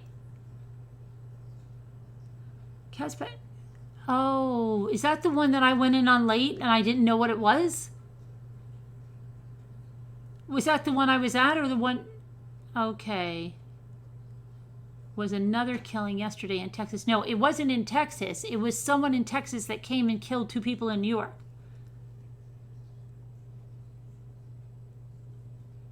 No, but a Fort Worth, Texas cop killed a woman in her own home. Neighbor only. Okay, that was the one she had on, I thought. Not. I'm lost.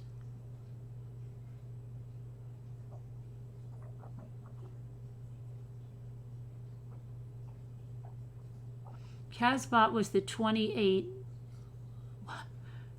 The 28 what?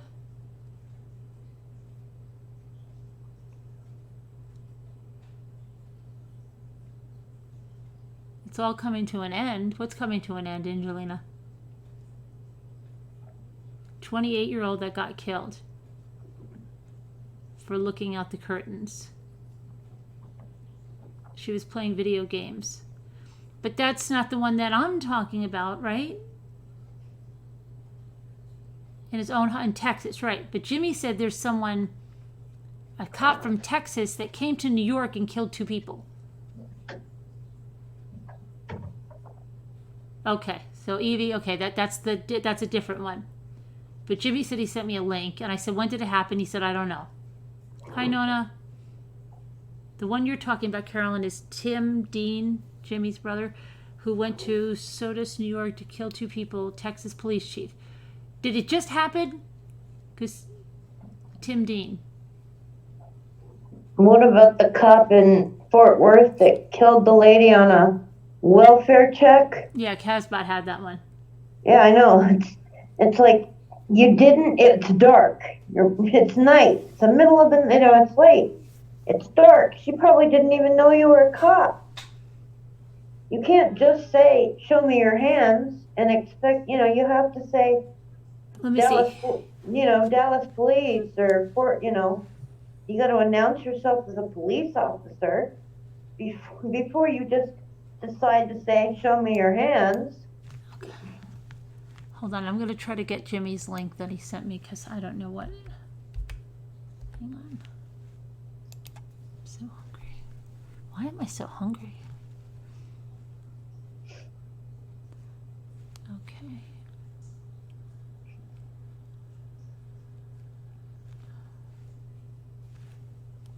Oh shoot, I have to say happy birthday.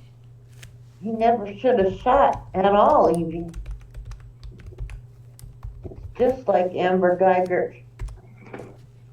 Only maybe worse.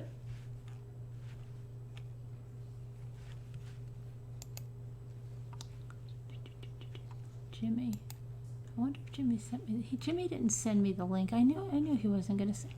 He kept saying he probably sent it in some other mail. Let me see if he sent it in the mail.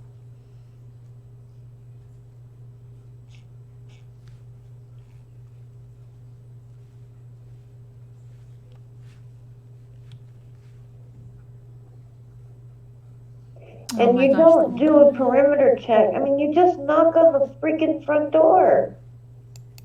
This is a welfare check. It's not a robbery,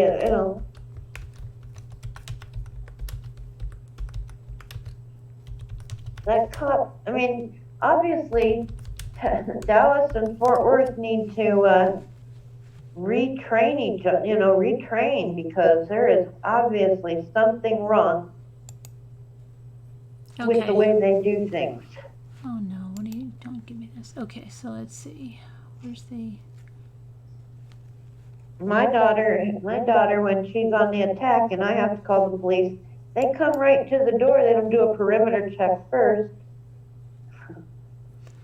All right, so let's see here. Oh, this was last year though, J-Bells, right? And Dateline did something about it this year. So Dateline NBC had a special on it, and it double homicide in Sodus, Wayne County. Hold on a minute, this stupid thing won't stop. Josh Niles and Amber Washburn were shot and killed outside their home in Sodus, New York. Wait a minute. I think I've heard this one. Is this this is not a father and a daughter, right? And there were drugs involved or something? A week later, police arrested Tim Dean and Charlene Childers, Childers, in connection to the crime. Childers shared 2 children with Josh Niles, and he had gained custody of those kids in the months leading up to the shooting. Okay, no, maybe this is different. Childers later testified that she and Dean planned to kill Niles so she could get the custody of her children back. Okay, so let's see. And it said when Dateline showed it, they briefly mentioned a cell phone video that Childers recorded. The video, which shows Tim Dean hitting his 3-year-old daughter, set off a chain of events that led to Childers' plan to kill the father of her 2 oldest children. The video is shaky. It's a 30-second clip that Childers recorded in the kitchen of their home in Sunray. She shared it on Facebook, and police soon learned of its existence. A few days later, Dean was charged with felony child abuse, and Childers' kids were removed from her custody. Wait, did she not say it showed Tim Dean hitting it? So, okay, Dean was charged. So how would that... Okay, there must be something else. At the show's beginning, Dateline threw out a red herring. Could Casey Miller, Childers' boyfriend in New York, have killed Niles and Washburn? He's quickly dismissed as a suspect, but what's interesting is Childers and Miller's history. Miller is a registered sex offender in New York State because when Childers was a minor, they had a romantic relationship. Aside from Miller's sex offender status, he's visited Childers more than 60 times while she was in jail in New York after her arrest in October of 2018. And at the same time, she wrote Dean, who is her husband, more than 40 letters professing her love to him. The house in Sunray, Texas, where Tim Dean, Vron Bowler, and Charlene Childers planned the murder of Josh Niles, made a cameo in the episode. It's the place where they determined Dean's excuse for renting the car and the place where Bowler handed over his credit card so Dean's name wouldn't be on the paperwork. It's also the place where police swarmed the area and blew out the front door and arrested Dean 6 days after the shooting. Okay, then in the courtroom. So wait a minute. I'm so lost here. So this is all done then. It says... there's sentencing, everything's done. So Bowler, the ex-cop, got 1 to 3 years. Timothy Dean's DNA was found on the ski mask. What happened to Dean? I'm so lost. I have to, the sentencings. Childers for using her husband as a puppet. Hold on a minute. Is this about the child abuse thing?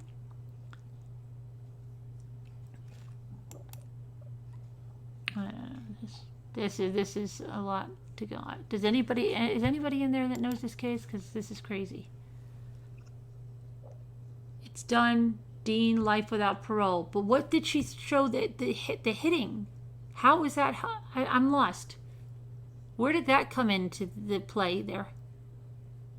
How did that make him like a pup? How did that help them in their plot to kill Josh? And what happened to her, J. Bells? What happened to the Charlene? But that's how she lost custody, but it said, I don't know. Why would she post a picture? Was she mad at him and posted a picture of him, but still with him? I don't get it.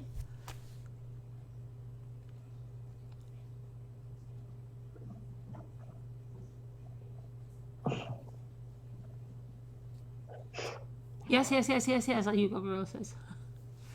So she was mad at him, showed a picture of him hitting. I remember that happening. Somebody posted something recently on Facebook and then took it down. I couldn't have been her. But what happened to Charlene? It wasn't her kid.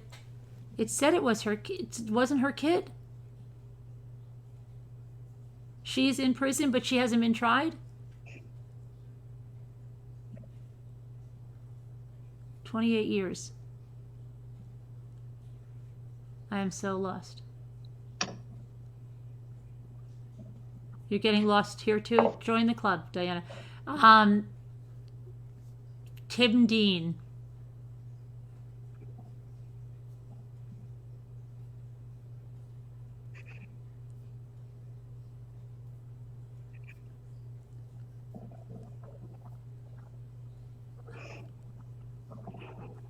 You're in the corner? Oh no. Facing the wall? That's why she lost custody of her kids, right. We have more than 2 subjects, Grace, and we have a minimum of 3, and there's no maximum. But it has to be a minimum of 3. Well, at least 2. No, minimum of 3. It has to be a minimum of 3. 3's good, though. Yeah, because there can't be really, there's not too much confusion with 2, but 3 you're guaranteeing it. Which case about child, if anyone knows? Which child? This one, Tim Dean? Jim Dean? Jimmy Dean? Tim Dean?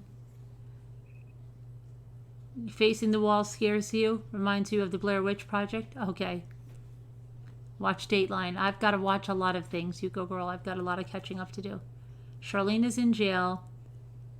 Her and Dean both worked for the police department. Yet she put up a picture of him hitting a kid.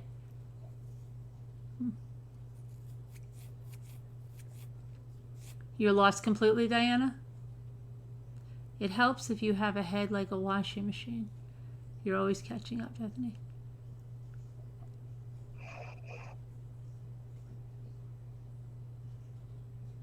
I don't know. That's so crazy. What's going on with Crystal Kenny? Anybody see her baby? I haven't heard or anything about her at all.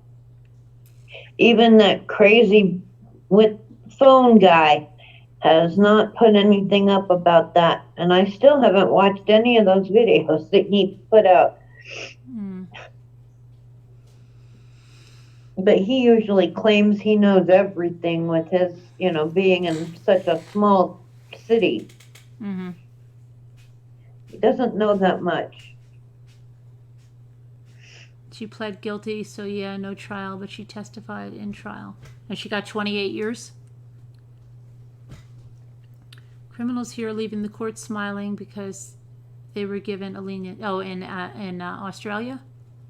Yeah, Chris Watts wishes he was over there in Australia because he'd be out soon.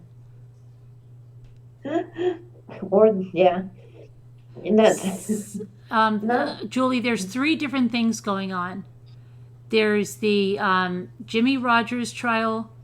There's the Garcia and Katie and Adelson and Dan Markel case, okay? And then now there's this Tim Dean. Those are the 3 that are going on that I know of. There's probably more going on here. Well, like I said, there's the Marquise trial. Oh, yeah, that's another one. Kevin Dean found not guilty of killing an OAP. Is that the one? I asked J Bells, Diana. I don't know. Kevin Dean? No, definitely not Kevin Dean. Definitely not Kevin Dean. Definitely not Kevin Dean. Slow on the driveway. Tim Dean.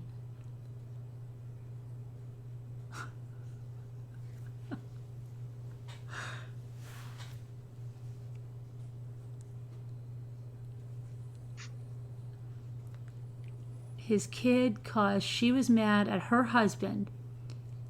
Okay. The kid he hit was his kid, not her kid, correct? Okay. She posted a picture of him hitting the child because she was mad at him, her husband, correct? And then in turn, she lost custody of her 2 kids. Why? Because she had this man that's hitting kids in the house? So that's why she wanted her... Oh, no. Now we're all confused. Oh, okay, no.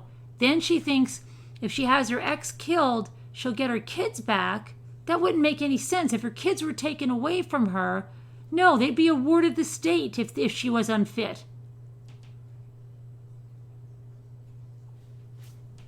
I don't know. Yeah, I don't know, Diana. There really is a lag. I'm watching on YouTube still. And Oh, there's always a delay on YouTube. there's definitely a lag there.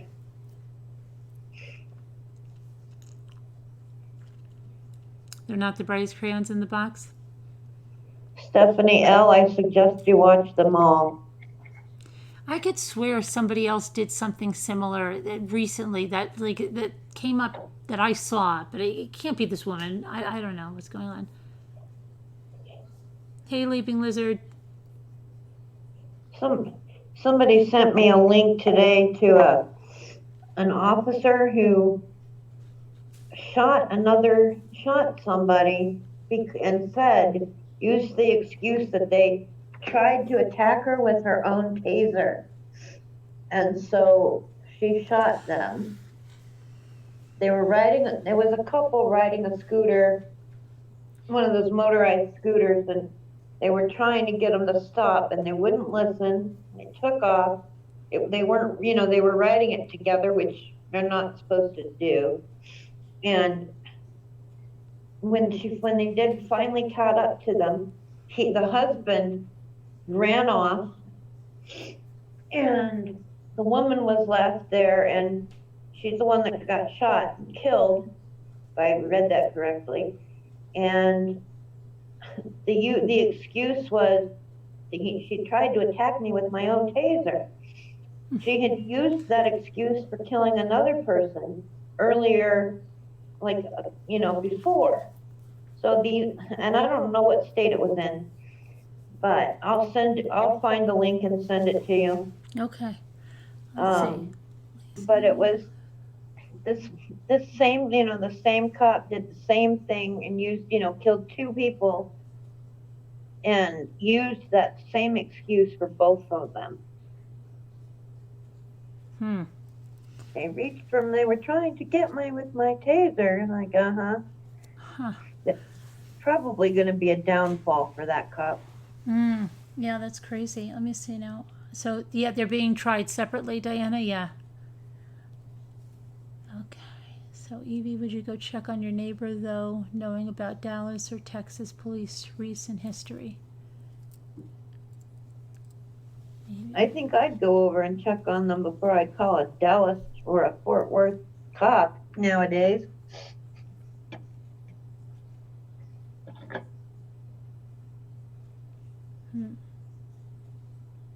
What's a great movie? I missed the great movie. What's a great movie?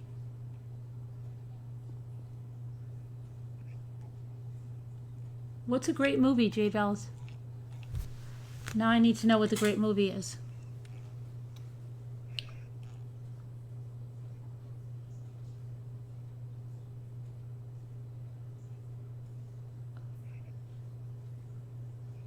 Dirty Dancing? I don't think that's the one she's talking about, but...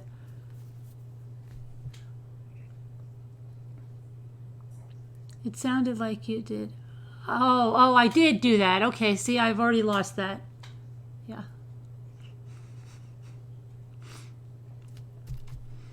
Chris Watts on one side, the devil on the other side.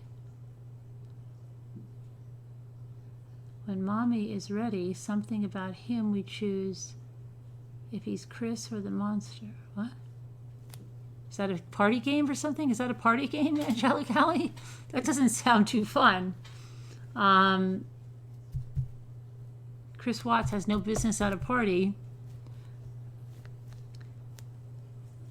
Lisa, non-emergency line, and they parked down the block. What's going on? No way to justify that unless more was said in the call.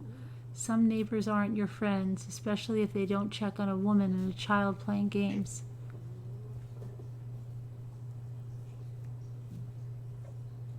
I only know about the other one because it was 15 to 20 minutes away and all over the news.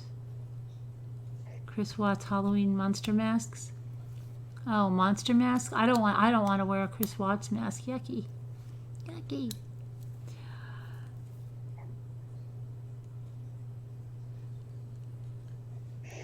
I hear you. I'm trying to. That's crazy, but I think I'm going to call it an early night tonight. It's 4:17. Oh my gosh, Leah, I've got to, because Jimmy's got some guy coming over to help him with the shed. So send your good thoughts for shed thoughts here that we get a shed erected somewhere, hopefully. He has high hopes that he's going to have both of them done. I would flip out if that was done. Stick to Michael Myers and Scream masks. Yeah, and Freddie and Jason. Okay. All right. Thank you to our mods. Thanks, Earthbound Spirit. Thanks, Danielle, for calling in. Thanks to everybody. And I'll see you guys tomorrow. See you tomorrow. Hopefully with good shed news. I hope so. I really do. Thanks for having me again. Okay. You're welcome. Thanks. Bye-bye. Bye. Bye-bye.